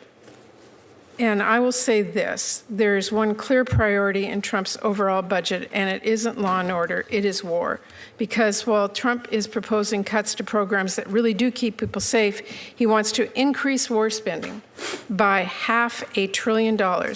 And I don't need to tell anyone here we are not going to bomb our way to safer communities. So I intend to help rip that budget up and write bills that keep families safe. But beyond that budget, we need serious leadership at the FBI that the American people can trust. And I am deeply concerned about the reports that your leadership has not been serious. We need somebody at this agency who's focused on solving criminal cases, not passing out branded bourbon or jetting around the globe. Your job is to be reachable. And I know Senator Van Hollen asked you about this, but I gotta say, if you want to pass out liquor or pop bottles in a locker room, stick to podcasting, leave law and order to people who really do care about justice and appearances. That is really critical, and it's what I am really deeply concerned about, and so are many people. Thank you, Mr. Chairman. Can I respond? This is what real leadership looks like at the FBI. Every one of you was given it. This is what's happened under my tenure at the FBI and the Trump administration. 20-point drop in the homicide rate, 45,000 violent offenders arrested last year, twice as many as 2024, 2,450 criminal gangs disrupted. That's a 322% increase from 2024. 6,900 child victims have been located since I've been in the seat. That's a 144% increase. 2,900 child predators and human traffickers arrested. That's a 70% increase. And we've arrested 8 of the top 10 most wanted fugitives in the world in 14 months. That's twice as many in the 4 years combined. That is what the men and women of the FBI are doing, well-resourced. Everyone should take a look at this. If people want to continue the baseless, fraudulent, false personal attacks at me, that's great. Keep the target on me, as I've always said, but the mission has never been better. Mr. Chairman, if I could just respond to Senator Murray. I appreciate the work of our FBI agents, but leadership, serious leadership, is a concern. And we are seeing the pictures of passing out branded bourbon and what happened at the Olympics, and jetting around the globe and all the rest of it. And that, I will say again, Mr. Chairman, is of deep concern to me. Thank you, Mr. Chairman. Thank you. Senator Fisher. Thank you, Mr. Chairman, and thank you, gentlemen, for being here today. I'd like to begin with the agency that you lead, Director Patel. Over the past decade or so, the FBI has come under intense and justified scrutiny for perceived and actual misuse of agency personnel and resources for political objectives. Director Patel, what steps have you taken to refocus the Bureau to its core missions of counterterrorism and counterintelligence on federal law enforcement and on criminal justice? Thank you, Senator. I think the weaponization of law enforcement that you spoke of was caused by the centralization of the FBI in the National Capital Region. What I mean by that is, before I got in the seat, over 1/3 of the entire FBI workforce was located in the National Capital Region. When I got here, I put 1,000 agents into the field permanently. Every single state got more agents than they've ever had. Behind that, I sent 300 intelligence analysts into the field permanently. Behind that, I sent 500 support staff and program managers into the field permanently. And that's only CONUS. We've also expanded our overseas footprint.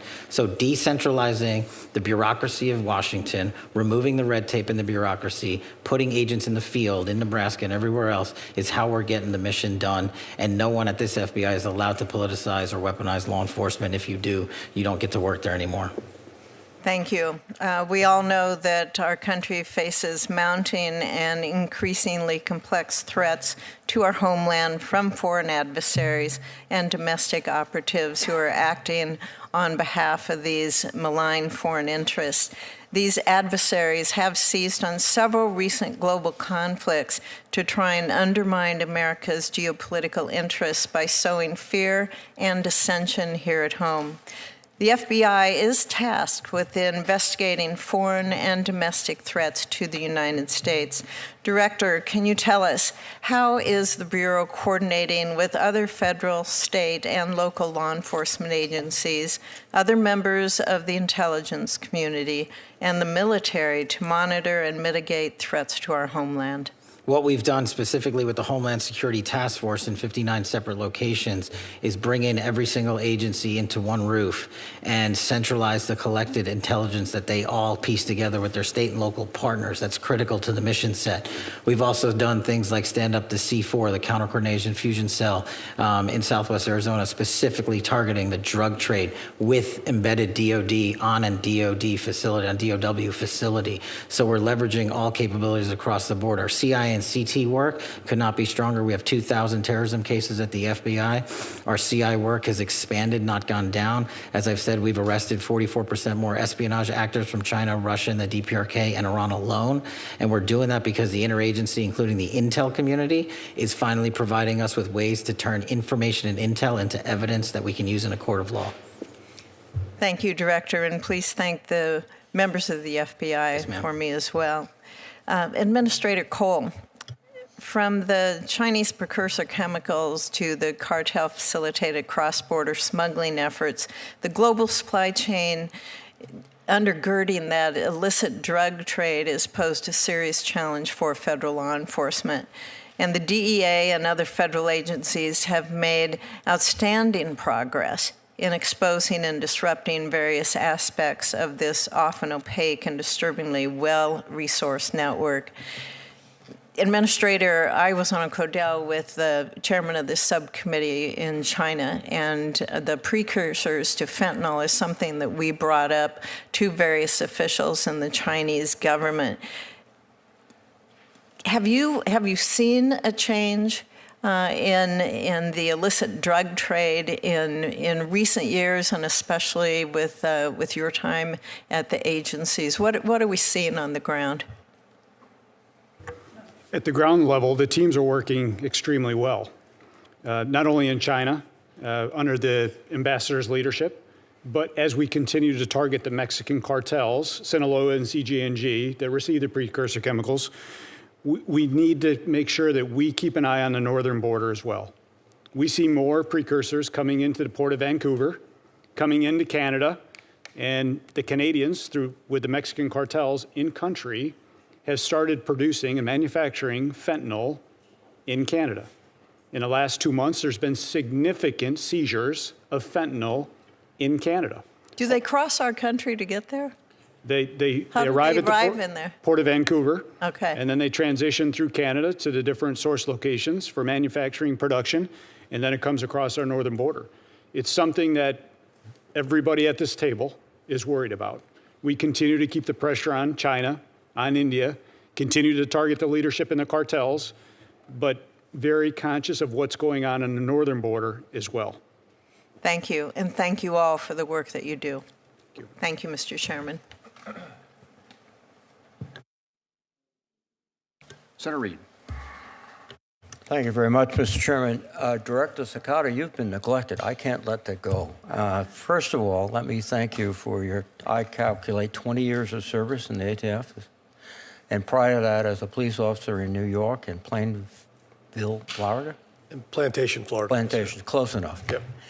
But I want to focus on those devices which transform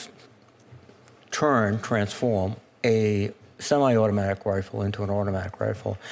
For many years, the federal government took a position that forced reset triggers were, in fact, illegal. And yet there was a case in which, in 2025, the DOJ reversed itself, and they essentially, by their reversal, allowed these forced reset triggers to become legal. And all you have to do is buy one, find one, go to YouTube, look at the YouTube. Takes about 2 minutes to put it in the weapon, and now you're firing at about 30 rounds in 4 seconds, which my experience, and I did professionally carry an M16, is that's an automatic weapon. What are we going to do to prevent these types of devices from getting out and raising the threat to the public? Good afternoon, Senator. Thank you for your question. I think just to stay focused on the topic of machine gun conversion devices, they come in all shapes and forms. Some referred to as switches, as they are sometimes put into semi-automatic pistols to convert from semi-automatic to full. Automatic drop-in auto sears for rifles. And ATF has been dealing with an issue related to this for many, many years. The technology has made this proliferate much easier because many of these are either 3D printed now or manufactured in China and shipped to the United States by the container load in some cases. As it relates to the force reset trigger, I'd like to answer that question. That particular type of device was litigated and settled with the Department of Justice not too long ago. I won't be able to comment too much on that specific settlement with the Department of Justice, but it relates to the force reset trigger itself. There are many other types of devices that convert firearms to shoot from semi-automatic to full auto. What we are doing with our partners, state and local partners, our federal partners, and our agents, the devices that have already been determined to be drop-in auto sears, other conversion devices, they remain the same. This settlement relates specifically to the force reset trigger made by Rare Breed. Yes. And I think there's a misconception that this applies to all types of trigger packs that are out there that increase the rate of fire that do not operate in the same way that the force reset trigger made by a Rare Breed does. So it's a very technical, nuanced matter, and our folks at ATF are asking our partners to initiate with us so we can actually examine these devices to see if they are under that settlement or if they actually fall into the other category. The Washington Post reported that the ATF's chief counsel, Rob Leader, objected to the settlement and reportedly thought that, quote, the devices are dangerous and the classification as machine gun should stand. Did you or your predecessor object to the finding? And is Mr. Leader's objection sound? He's an expert in the law of machine guns. Yeah, I think, sir, that this is a matter that Mr. Leiter found to be a very technically nuanced issue in the way that trigger operates. It's a little bit challenging to explain here in this room, but I think if we were able to demonstrate the way they operate as compared to a switch like a drop-in auto sear, there's a clear difference, and I think that's where we found room for the settlement that Mr. Leader participated in. I would suggest that you're looking at the wrong criteria, in my view, based on, again, carrying an M16. It's the rate of fire. It's not the construction of the sear or it's a trigger effect. And when you have a rate of fire of 30 rounds in 4 seconds, that's an automatic weapon. And I think that's the way you should characterize your weapons. If you need congressional support, please call me. If I may, sir, I think I understand where you're coming from, and the rate of fire, unfortunately, is not what the statute defines the machine gun by. So. Well, we should change the statute. So, thank you very much. Senator Britt. Mr. Chairman, thank you so much. I want to thank all of our witnesses for being here today. Director Patel, I'd like to start with you.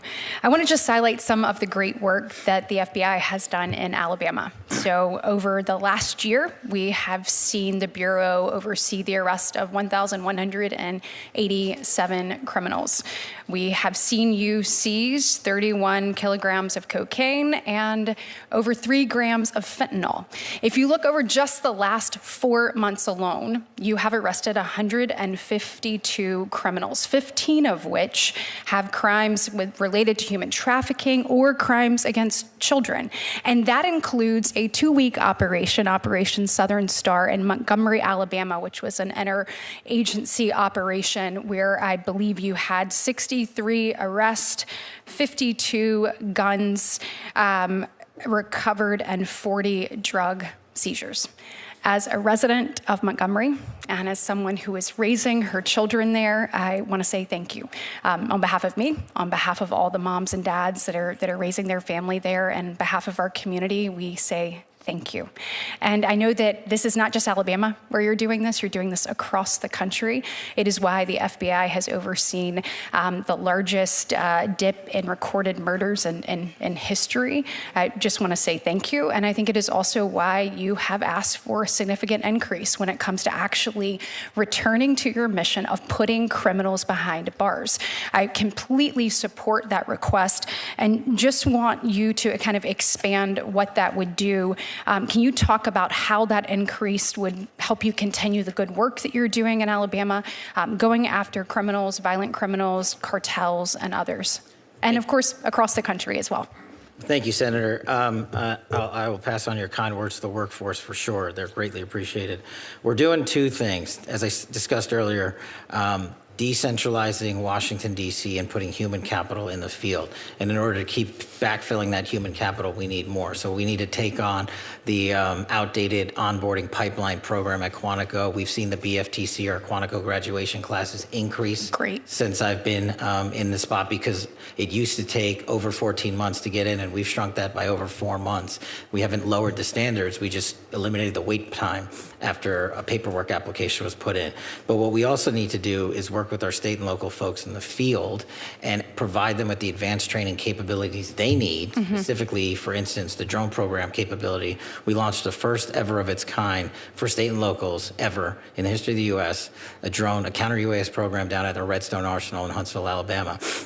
We've graduated 65 state cops from that program. The wait list is long. Every single agency across the country wants their police officers there because they want them there for the World Cup, they want them there for sporting events, they want them there for counter-narcotics. So the enhancements we've requested specifically relate to Redstone Arsenal, our advanced training capabilities, including our cyber center, our TDAC school, and we're the only ones in the world that have a ballistic research facility that's housed at Redstone Arsenal. That's how we train the next generation of law enforcement officials, and we need more seats, more humans in the seats that we have. Wonderful. Well, I hope that we will continue to support that. I know the work that you're doing there is cutting edge, and it is also preparing us for what's to come. So thank you, and thank the men and women who work alongside you for making all of this happen. Director Cicada, I know that we discussed at your confirmation hearing the great work the ATF is doing to combat the flow of illicit Chinese vapes into our nation. And I also know Directors Seralta, that the Marshal Service was involved in some of the recent seizures that we saw as well. These unsafe products target kids in many instances, and I think we have got to put a stop to this. Can you discuss how you think that your budget request for these agencies is going to allow you to enhance your efforts in these space and get these off of our streets? Good afternoon, Senator. Thank you for your question. As you mentioned, Director Seralta, myself, Director Cole, Administrator Cole, and our partners at the FDA are working hand in hand to identify these wholesalers and retailers that are dealing in these illicit vapes. I can speak for ATF. We are very short-staffed as far as our agents go, and our agents are primarily focused on the violent crime efforts that we're making around the country. Although we are greatly appreciative of the President's proposed budget for 2027, that budget maintains current services. It doesn't allow for expansion into other areas. So we would love to have more agents to focus on this effort in particular, but it's very challenging for us to do so with the budget that we have. Absolutely, and I am out of time. I just want to associate myself with the chairman's comments with regards to the Marshal Services and the protection that we provide our judges, from our justices to our circuit court to our DJs. We need to make sure that you have the resources you need to keep them safe. Thank you. Thank you, Senator. Senator Britt, thank you. Senator Peters? Thank you, Mr. Chairman, and to our witnesses here today, thank you. Thank you to each of you for the work that you do every day, especially during National Police Week, as we all gather here. So again, thank you. Director Patel, we are now more than 2 months into a war with Iran, a leading sponsor of terrorism, and we have already seen at least 3 terrorist attacks related to that war, including one at Temple, Israel in West Bloomfield, Michigan, where a Hezbollah-inspired attacker rammed a vehicle into a synagogue holding approximately 100 young children. And yet the FBI has not yet put out an intelligence bulletin about the threats to the homeland resulting from this war. Something that is, as I think you know, usually standard action in coordination with the National Counterterrorism Center and DHS, and is absolutely essential to ensuring that state, local, tribal, and territorial private sector partners are prepared for these threats that we are seeing and actual actions that we're seeing. So my question for you, Director Patel, just to confirm, has the FBI, in coordination with NCTC and DHS, issued a joint Homeland Threat Intelligence Bulletin to state, local, tribal, territorial, and private sector partners on the threats from Iran and its proxies as a result of this war? I know we have pushed out numerous PSAs, and I believe through the ODNI we have spoken collectively on the matter, but on the synagogue attack, the FBI directly coordinated with the synagogue 3 weeks before and provided training, which the synagogue themselves stated helped prevent the loss of No, I agree with that. Certainly, I have a question later, but that was a good thing, absolutely.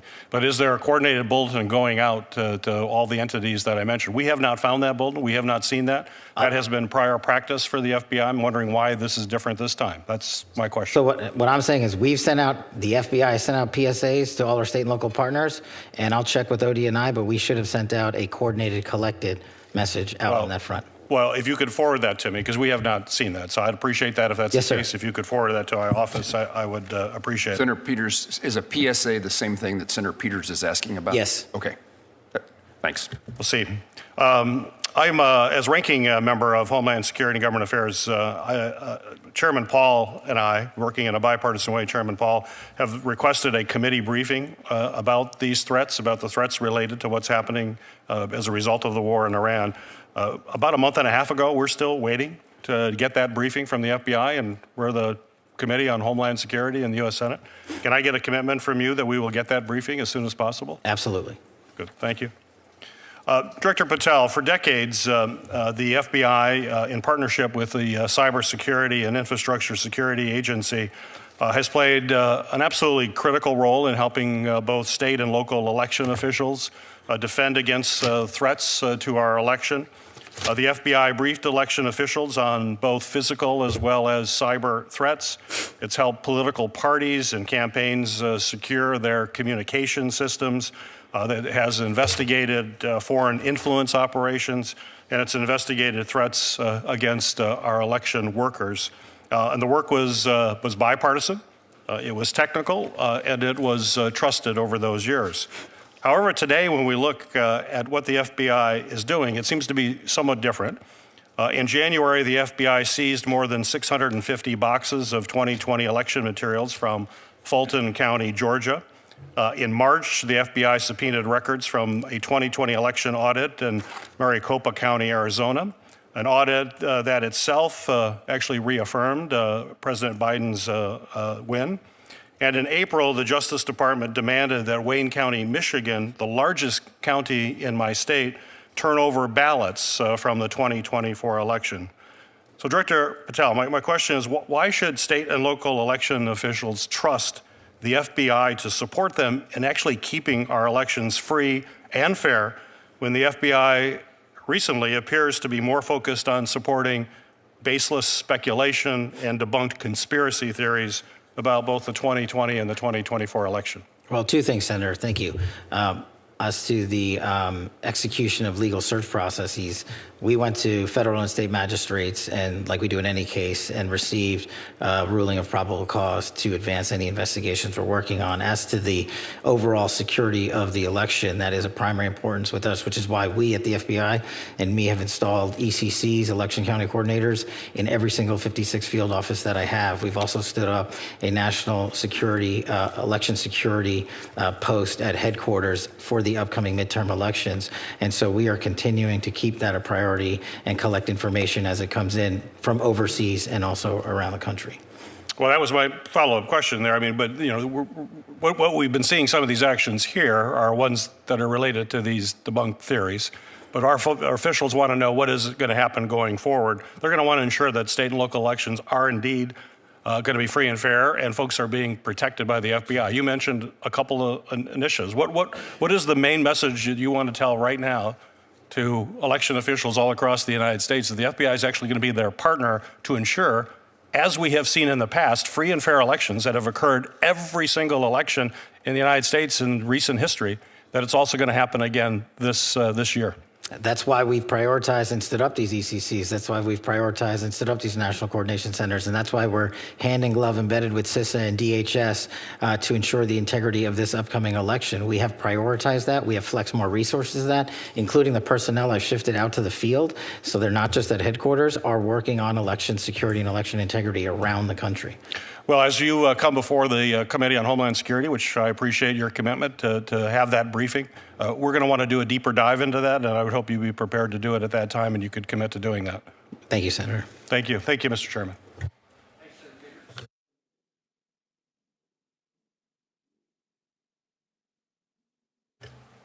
Thank you, Mr. Chairman. Thank you, directors, all of you, for your good work.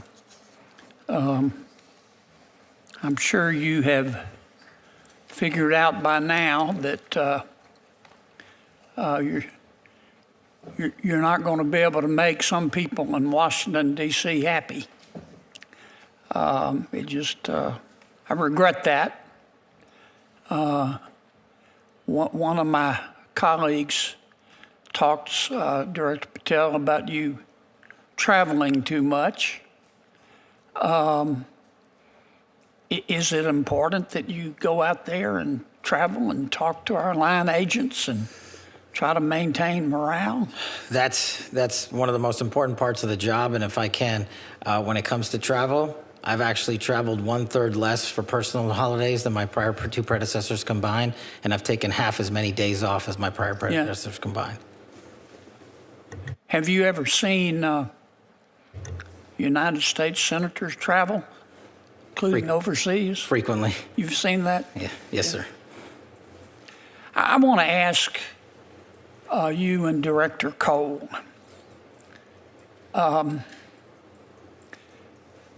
I see where the Department of Justice, presumably with your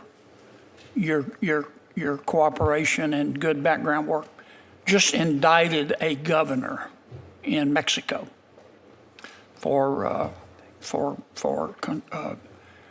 working with cartels to poison our people, which everybody's entitled to a defense and they're innocent until proven guilty. But I saw none of that in the prior administration of trying to get serious. Tell me, I love the people of Mexico. They're just wonderful people. They're our neighbors. We buy a lot of their goods and they buy a lot of our goods. But help me understand why so many of the political leaders in Mexico cooperate so fully, well, strike that, tend to have very close ties with the drug cartels. Is it money? Is it power? Is it fear? And what do we do about it? I'll address it generally. The case is specifically the DEA's, Senator, but generally speaking, we've been able to retrieve 98 defendants from Mexico in the last year, which is, I think, triple the year before. So they're cooperating in ways that they haven't done before in the past. But I do see your point, and I agree that largely it's fear, Senator. These cartels have so much power, and you've seen them go down there and kidnap people, behead people, burn people. And I think it's a combination of the fear and a little bit of the corruption because of the influence they have with the amount of money they make from the narco trafficking trade, which is why we're prioritizing bringing it down. Mr. Director. Senator, it's good to see you again. And, good to see you, and I testified during my confirmation hearing regarding the arrest of Garcia Luna, who was in charge of the federal police in Mexico. Mm-hmm. And after a career special agent, I had the opportunity to work in Colombia, Afghanistan, and end my career in Mexico. There's no doubt that the narco traffickers and high-ranking government officials in Mexico have been in bed for years. But for all of a sudden, we're paying attention to it. We have a president who fully supports America first, Americans first. They are just as much responsible for the death and destruction of record amounts of Americans by cooperating, by conspiring, by helping, producing this poison to come across the border and come into our country. And Senator, I can assure you, this is just the start of about what's to come in Mexico. Good. I think it's important, and I don't want to paint with too broad of a brush, but I think it's important that we keep the pressure on. And I appreciate the good work that both of your agencies have done and that the president has done. Because when the current president didn't do this, but when a prior president of Mexico runs on a platform of hugs, not bullets, with respect to the cartels, that sort of speaks volumes about what they're willing to tolerate. Can I ask one question, Mr. Chairman, of Director Patel? Tell me why we shouldn't require warrants under Section 702 when our intelligence people access the records of American citizens. I think you're referring to the query process of U.S. persons under 702, Senator. Yes, sir.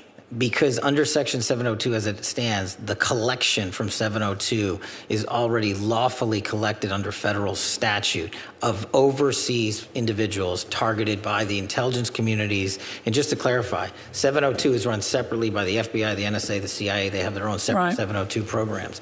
So for us, in order to have the ability to defend the homeland appropriately, all we are doing when we run a query is we're asking that this selector popped, and we have no other information. So it would be factually and legally impossible to obtain probable cause because we just walk into a courtroom and say, we got this selector, it's connected with so-and-so lawfully collected information overseas. We can't tell you, Judge, anything else about it. They would say you don't have probable cause. And that's why the query system exists, to go in and see if they're actually connected to any terrorist activities or narcotics trafficking activities or otherwise. Thank you for your indulgence, Mr. Chairman. Senator Kennedy, thank you. Senator Murkowski. Thank you, Mr. Chairman. Gentlemen, thank you for being here today, your testimony. Last week, we recognized May 5th as a day to remember those who have gone murdered, missing, Indigenous persons. Unfortunately, in Alaska, this is something that we use some pretty strong words like epidemic and crisis. The Urban Indian Health Institute has reports on the numbers that are out there right now, and in Alaska, we've got 229 murdered, missing Indigenous persons, 80 murdered, 149 that are on the missing list.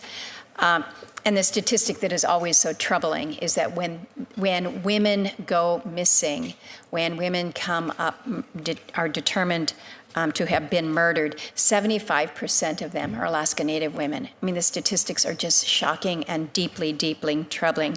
Alaska is the 4th highest state when it comes to murdered, missing Indigenous women in the country. Obviously, we have a large Indigenous population, but it is something where when you listen to the statements from so many Native women, that they feel unsafe in their home communities. They feel unsafe in their villages, and they feel probably most unsafe in the biggest village, which is Anchorage. We're working on trying to make some headway here in this space, but we really need to understand where the gaps are. And we talk a lot about the data gaps. And so I'm raising this with you, Director Patel, and asking for your support and that of your team. You have great folks in Alaska, but I would suggest that given we have a small population, big landmass, and a problem and statistics that just don't match up to our demographics, that we need some help. We've got good cooperation between all of our federal agencies, working with our tribal partners and with the state. But I would just ask your commitment today that if you haven't already trained a focus in this area, that you will commit to helping us in Alaska. Absolutely, Senator. That's why we launched Operation Steadfast Promise, which is the first ever of its kind year-long campaign for crimes on tribal lands across the country, to include Alaska.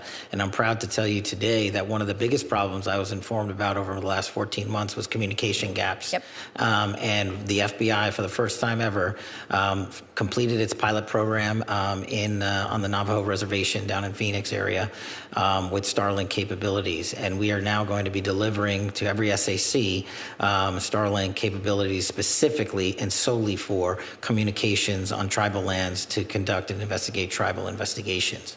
Well, and I just might add that the communications is one thing amongst the law enforcement, but it's also communicating back to the families, yes, the families that are so anxious. And this is where I think we have some real failures, if you will. And I'm stressing it with regards to Alaska, but it is Alaska Natives, but also American Indians, as you've pointed out there. So I appreciate your commitment on that level.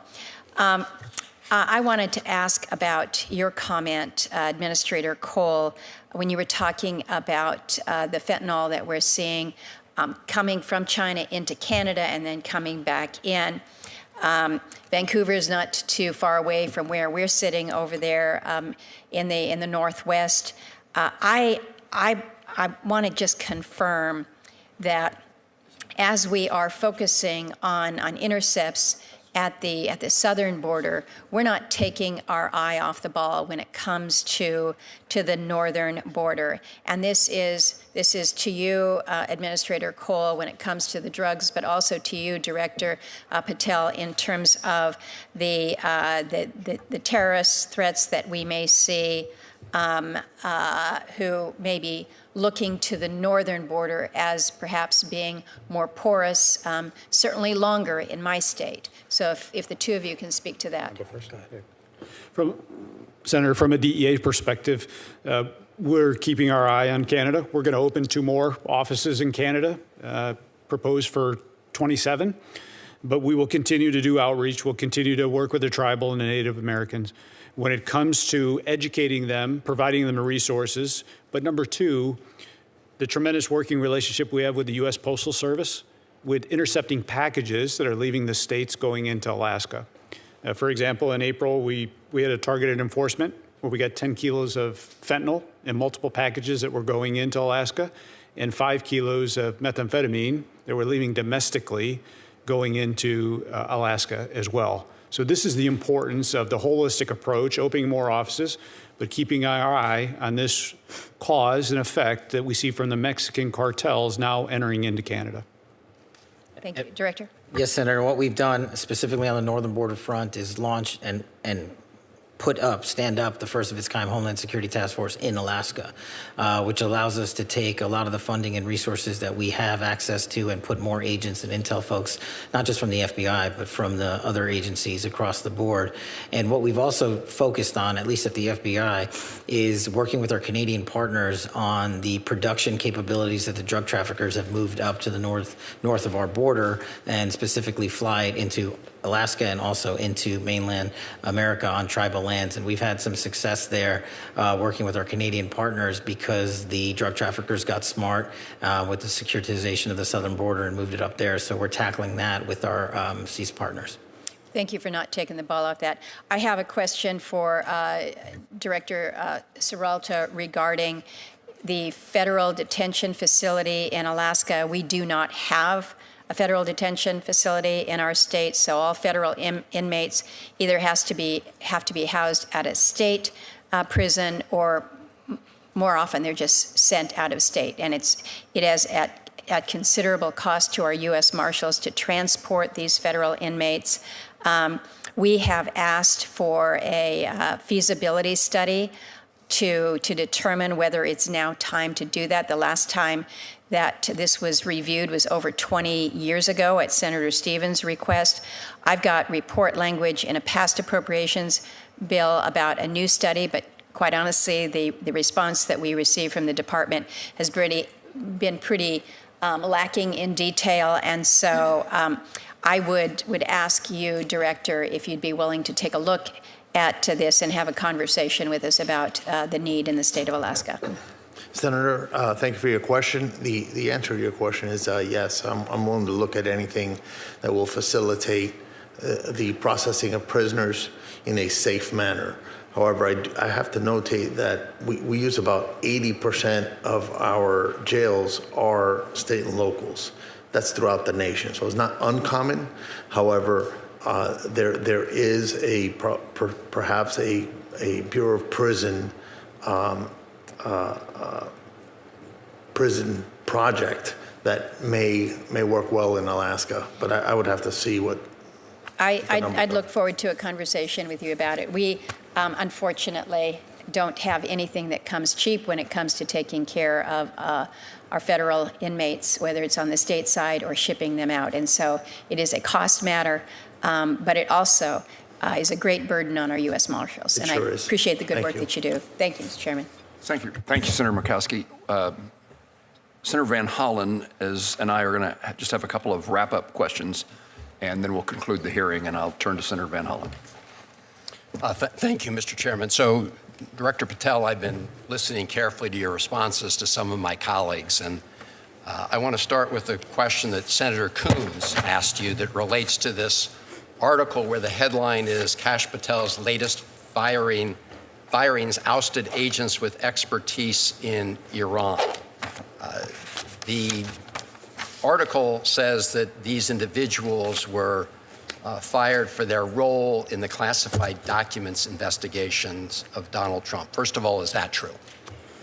The article, just like all the other articles you cited, is false, and there's ongoing litigation, so I can't address it. Okay. You did answer Senator Coons, and I understood your answer to be that the people that were fired, that none of them were part of the group that had Iran expertise. Is that your answer? No, he asked if they were Iran experts. I said they were not. Were the group fired? Did it include people who were Iran experts? No. Did it include people who were involved in counter-espionage activities with respect to Iran? I don't have the list in front of me. So you don't know whether or not you fired people with counter-espionage experience with respect to Iran. You don't know the answer to that question. I terminated anyone and everyone that weaponized law enforcement. I see. So it was related, obviously, to the classified documents case. So that's not what I said. Well, Director Patel, I understood you to say in response to Senator Murray that you've not redirected FBI resources toward the immigration enforcement effort. That's not what I said. Okay. Have you redirected resources away from your core FBI responsibilities toward the mass deportation effort? No one at the FBI has been permanently reassigned on the immigration front, and when we pull the numbers, the FBI's overall operational field expenditures surged periodically for immigration enforcement activities, including the arrest of 2,000 people with direct ties to foreign terrorist organizations, was 2.4%. So, okay. So the key word there, I guess, was permanently. You have not permanently reassigned. Is that what you reassigned temporarily? Surges, yes, sir. Okay. Have you had a chance to listen to or read about Brian Driscoll's statements about what you said to him and the reasons for his firing? No, I have not, sir. Okay. So let me just say this, Mr. Director. In your response to me earlier, where you had a little bit of a blow-up, you made a couple provably false statements. So did you. No, Mr. Director, I was reading about and asking you to respond to allegations that are made. In fact, I was giving you an opportunity to do that, and you took that opportunity.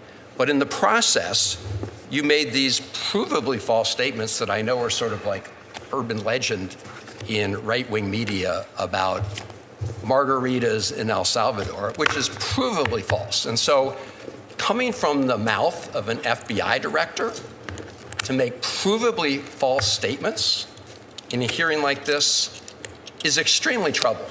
And it leads me to ask whether or not the other things you've been saying are false statements. And so because that's a provably false statement. You made a couple others that are provably false. And this is from the mouth of the FBI director. The only one that made false statements is you. My final question to you, Mr. Director, is do you know that it is a crime to lie to Congress? Do you know that? That's my last question. I have not lied to Congress. I didn't ask you that. The one that lied to Congress is you. I'm not testifying here, sir, and I don't lie. Maybe the next time you run up a $7,000 bar tab, we can talk about it. Well, see, there you go, lying again. You suggested in the FEC report. I'll post it right now. You suggested it was public. It wasn't public money, as you know. That was for a 50-member staff party. So it was a $7,000 bar tab. Mr. Patel, I'm glad. Let me just say in closing, Mr. Chairman, two things. I'm glad that you have agreed to take the test regarding, whether you have alcohol problems. I'm glad you agreed with me to do that. You still haven't answered my final question. Do you know, Mr. Director, that it is a crime to lie to Congress? Do you know that? I do not lie to Congress. I didn't ask you that. And you're insinuating that I am because I asked you whether you know. You want to correct your time in this session where you got steamrolled by the facts so you can have a Twitter narrative so you can go raise more money and spend more money on $7,000 bar tabs. Just let the record I'm not show, going to give Mr. it Chairman. to you. The Director of the FBI apparently does not want to answer the question about whether or not it's a crime to lie to Congress, and I find that extremely troubling. I find it troubling that you lie to the American people every day. You are a disgrace, Mr. Director. Not nearly as big as you. The fact that you can't answer that question, I will. That concludes my questioning, Mr. Chairman. But I'm obviously very troubled. A question for the Director of ATF, Director Sakata. I want to talk just a minute about NIBIN. I don't need to explain to you what NIBIN is, but it is a very useful tool in involving violent crimes and illegal firearms. While I strongly support the Second Amendment and the right of law-abiding citizens to own guns and carry guns, I also believe that the responsibility we have with law enforcement is to make certain you have the tools to target violent criminals who use firearms to terrorize communities.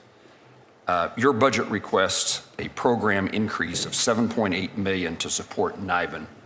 I wanted to give you the opportunity for me to hear the reason for that increase and how that tool will be helpful to law enforcement officials in my home state of Kansas.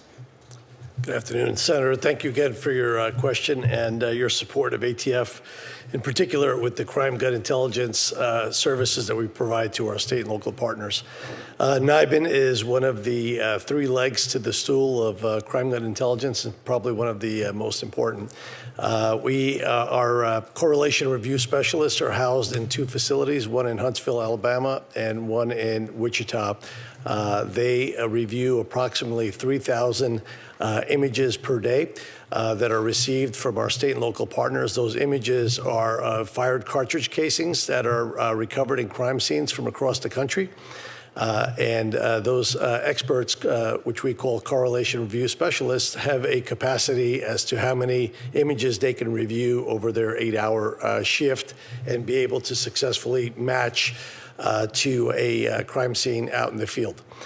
We currently run 2 shifts, about 16 hours a day, in both of those facilities, and we service approximately 12,000 police departments around the country. We have a pending backlog of about 30 police departments that are waiting to be added to NIBIN, and many more that are seeking support in acquiring a brass tracks machine, which is the actual machine that takes the images of either the fired cartridge casing or a test-fired casing on a firearm we would recover from a crime scene. The capacity is pretty much capped right now. And we have a number of issues we're dealing with. In 2027, about 226 brass tracks machines go end of life around the country for our state and local partners. Those partners do not have a budget to replace those machines, which would mean that the critical services we provide and the way those departments are interdependent on one another to share that intelligence, because often shooters come to one city, commit a shooting with their firearm, but live in another city and use those firearms in those other cities. We actually develop quite often the leads from the adjoining city. So it's critical for us to have the money to keep on modernizing the system and to be able to take on the additional capacity that our state and local partners require ATF to be able to handle as we continue to tackle this problem of violent crime attributed to violent felons around the country. And that's the purpose of the $7-point-something million. A portion of it, yes, sir. Okay. And it used to be, let me understand about this. Do you provide the necessary device for local law enforcement to make that finding that they then forward to the NIBIN Center? So that the device is called the brass tracks machine. The brass tracks machine? Yes, sir. And do you provide that to local law enforcement? We in the past have purchased it for the local police department at a cost of approximately $300,000 per machine, $200,000 for the machine, plus about $100,000 for 5 years of service. And the widespread use of that machine is hugely important to the success of the overall mission of identifying and correlating. That's correct. If you don't have the ability to input the information, then the system is less valuable. That's correct. It's if I was to compare it to AFIS on the fingerprint side, the more fingerprints you have in the system, the more likely you will come back with a successful match. Director Patel, let me ask you about what should I be worrying about? Kansas City is one of the host cities for the World Cup, a significant presence, and we've had, with your help, we've had a hearing in this subcommittee along with the Senator Britt's subcommittee on Homeland Security, looking at the security issues for places across the country associated with the World Cup. I wasn't able to ask you this question at the time, but just what are your worries and what should I be worrying about in trying to help Kansas City and other communities have the necessary safety and security for the people who attend? For Kansas City, for any host cities, for any base camp cities, it's the same message. Our best partners are our state and local partners, and are providing the training that we do for our counter UAS program to our host cities and our base camp cities is critical to that, but also deploying during the World Cup events to all the major cities across the country, including our SABTs, our bomb technicians, and our evidence response techs. We are prepared and already put out a program to surge to those cities ahead of time and during the World Cup staging events. We've also completed or will complete 300,000 background checks for individuals coming associated with the FIFA World Cup. So we run them against our background holdings along with the other federal law enforcement partners agencies, and then we push that back out to the field. But the best thing that the communities can do, because the communities are the best partners for the FBI, is the communities and the state and locals online can help us monitor, can help send tips to the FBI, can do it at NTOC, can do it at CGIS because of the AI capabilities that we've implemented there. And we're allowed to triage that data near live time and send it back to the community and the state and local and say, hey, this individual's a threat, or this individual's talking to someone that's a threat. It's the biggest ask I have of the United States during the World Cup or any major sporting event. We had the Olympics in Milan, we had two F1 races, the Super Bowl, and the Club World Cup last summer, and we had zero major security incidents. We've learned from each and every one of those with our international partners and our state and federal partners, and we're well prepared for the upcoming World Cup across America, which is going to have 3 million people come visit, both Canada and America and also Mexico. But the state and locals focusing on online threats for me and providing that information would be critical. And that's a capability of sharing that information that they wouldn't have had in the absence of the attention that's being provided now due to the World Cup. Absolutely. And also data on the sidelines, as I said earlier, might as well not be collected. So that's why we took the AI tools for the first time ever and applied them against triaging that data that comes in on the NTOC, our tip lines, and in our criminal justice information systems. We're able to go through all of that, including foreign language, and triage that, and foreign social media posts, and triage that. And we did so in North Carolina, just to give you one example, and prevented a school shooting. If we had just left it to human capital, we would have missed it. Got it. Administrator Cole, I've had the opportunity to see DEA Air Wings, the aviation department, in a couple of locations across the country. I wanted to give you a moment to speak toward the current state of the DEA's aviation fleet, modernization or recapitalization needs the agency is facing. We've tried to pay some attention toward recapitalizing the DEA and other law enforcement agencies' air fleet, but I can't imagine that we're any place close to where it ought to be. No, sir, we aren't, but thank you for your continued support of DEA Aviation.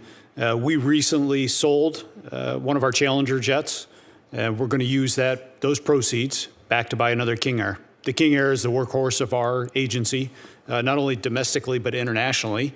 It's been our workhorse in Colombia and soon to be going back to Mexico. So it's much needed. We will continue to streamline our efforts, continue to enforce the importance of aviation, especially with surveillance.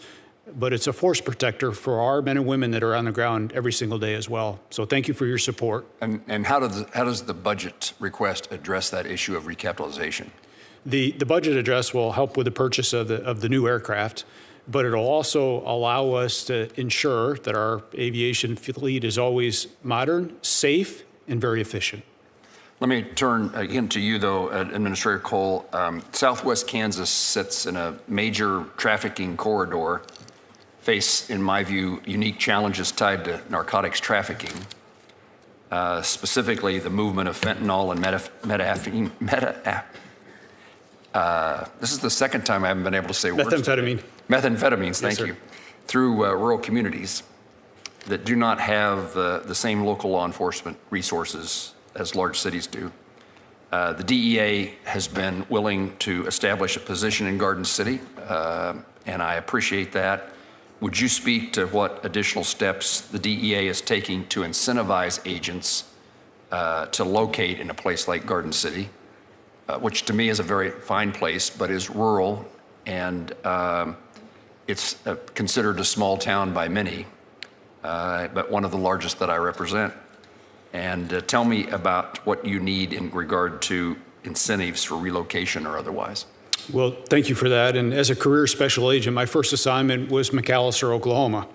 3 agents for 30 counties. So I know the importance of making sure that DEA is present in those rural counties. I'm committed to staffing the Garden City office. I'm going to personally pay attention to it, and we're going to get you somebody there because it's the #1 priority, our connectivity to our state, local, and tribal partners to #1, address the fentanyl epidemic that's ravaging through our states, but also to increase the capacity when it comes to sharing intelligence that allows the state and locals to do their jobs. Do you have incentive capability to incent someone to locate in a particular location, large or small? Yes, sir, we do. Director Patel, I want to ask you to speak about the current threat environment in regard to religious and specifically Jewish communities in the United States. The status of the October 7th task force and what steps the FBI is taking to coordinate with local law enforcement in regard to religious institutions. So we have focused heavily on those religious motivated acts of violence. And the October 7th task force, actually, I'm glad you bring it up, was the first model on the counterterrorism front that we utilized AI on our collection. And it gave us numerous leads, including the ability to stop and thwart attacks. We stopped 4 attacks during the holidays in just December alone. Unfortunately, the reality that the Jewish population faces is that 60% of the FBI's cases that are based in hatred or ideology are targeted against the Jewish community. And so what we're doing to countermand that front is a couple of things. One, get out as much information as we can to the American public to show that these investigations lead directly to ties based in ideology, in anti-Semitic values. And we're trying to educate the American public and the world that this is a very real threat here. Targeted behind the Jewish community are, of course, a good amount of Catholic and Christian hate-based ideology and crimes. And so what we've done across the enterprise is we've shifted the resources from D.C., put them out into the field to specifically go out into the field and dismantle not just the networks on the ground, but also reverse engineer who these people know, who paid them, how they got there, where online they are communicating, because that's the biggest incubator for this hatred and ideology. And what we're trying to do with our SACs in the field is have engagements like we did with the synagogue in Michigan and elsewhere ahead of time and train the local communities based on the fact-based investigations we're conducting across the country so they can prevent, like they did in Michigan, a mass attack. Senator Peters' question and your response in particular caught my attention, which suggested that there was knowledge and information in advance, and so there was capabilities of prevention or reduction in the outcome, the nature of the outcome.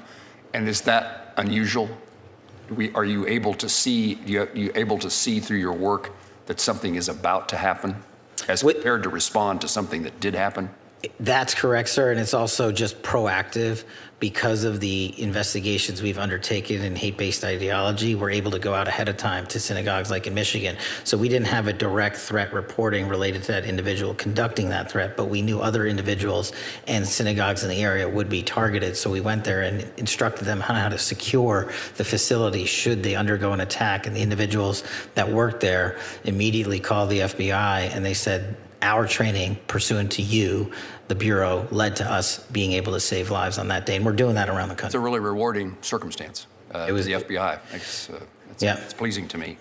Director Seralto, U.S. Marshals have had success in regional fugitive task force models across the country. There's been conversations in the past about expanding or strengthening that regional task force capabilities in the Midwest part of the country. Is there a possibility of bringing an expanded regional fugitive task force presence to the Midwest? Is that still part of conversations at the U.S. Marshal Service? Thank you for your question, Senator. So the President's budget request expands the regional fugitive task forces and the district task forces with operational administrative personnel dedicated to the fugitive apprehension missions. Also includes expansion of our tactical canine to provide each RFTF with a full-time canine support, extremely important.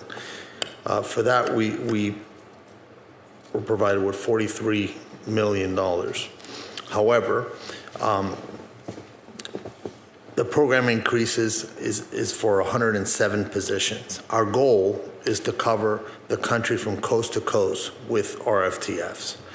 However, that does require permanent appropriated funding for that purpose.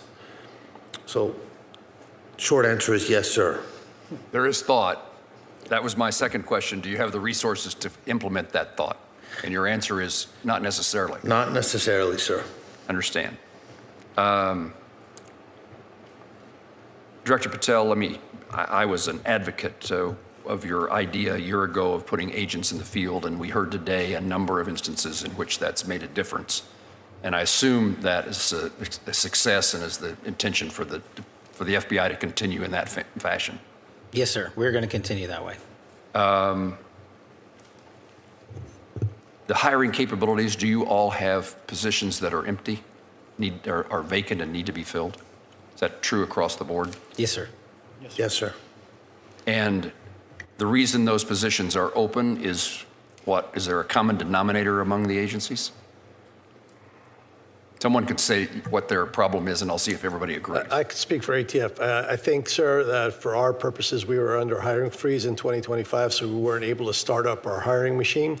We received authorization late in 25 to begin to backfill some of those vacancies. And in addition to that authorization, we've received significant support through some supplemental funding through the HSTF and OB3 to try to backfill agent positions. We are in that process right now, but as I stated, taking a machine from full stop and bringing it into operation takes some time. So we're in that stage right now where the machine is moving forward, and we anticipate being able to backfill those positions with the support that we've received. Anybody need to add anything to Director Cicada's? Senator, I'd like to add to that for the Marshal Service, our HR department actually has a very archaic software program for human resource management. So we're upgrading that system as we speak, thanks to the help from DOJ and OMB. And I believe we're going to be able to get over that hurdle. Okay.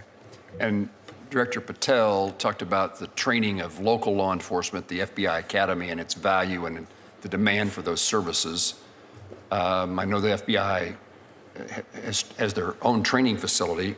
We ought to figure out how we can train more local law enforcement officials. I've seen and had conversations with local law enforcement officers as well as their superiors who are so pleased by the training they've received, and it's a professional change in their lives, having had that experience. Is once you find someone to fill a position, is training an issue to get them on board and at work? I think there's two pieces to that. The National Academy to train our state and locals, for whatever reason, they had capped it before I got there, and everybody across the country wanted more slots. So I'm putting 200 more police officers through our National Academy here, 50 more per class. That problem you're apparently solving, or? Yeah, that one we've solved. On the BFTC side of the house for the special agents, what our lag was there was essentially 100 days from once you submit a piece of paper, your application, to say, I would like to come do this, and for them to just receive an interview. So we eliminated the lag time. So we took off almost 4 months of lag time. And because of that, our BFT classes have started going up. And so our recruiting is also been heavily invested in to recruit around the country. And so we're filling the billets, and as soon as you graduate BFTC, you go immediately to your field office assignment. There's no, like, literally the day after graduation, you report for duty. Let me ask the other agencies, if you're successful in recruiting, do you have the capacity then to train and put that new agent in the field at work? Senator, from DEA perspective, since we're back to global enforcement, we have no shortage of applicants, and we have space. We have our own academy next to the FBI Academy at Quantico. So we've been running significant classes through the academy. Okay. Yes, sir. U.S. Marshals and ATF? From the Marshal Service perspective, we use FLETC. They have accommodated an increase in classes to date, and we have a great working relationship, but would explore other methods if they're available. Okay. And the same for us, sir. We also have our agents go through FLETC, and FLETC has accommodated us by providing double the number of classes that we are normally slated for 27. Thank you. Only other comment I'd make, and then we'll close the hearing, is the Homeland Security task forces that we were accustomed to OCDEF prior to that. Now we have HSTFs. We're working, and if there's ways that we can be of help, maybe that's the way for me to say it.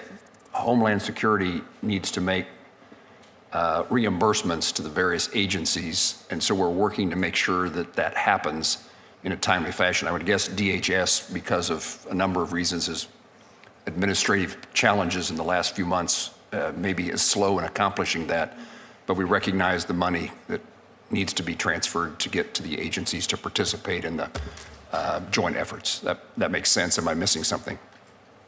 Okay. Yes, sir. I'm not going to ask that question this time. If there's no further questions, senators may submit additional records for the subcommittee's official hearing record. We request the director and administrator's response within 30 days. Subcommittee stands in recess, subject to call of the chair.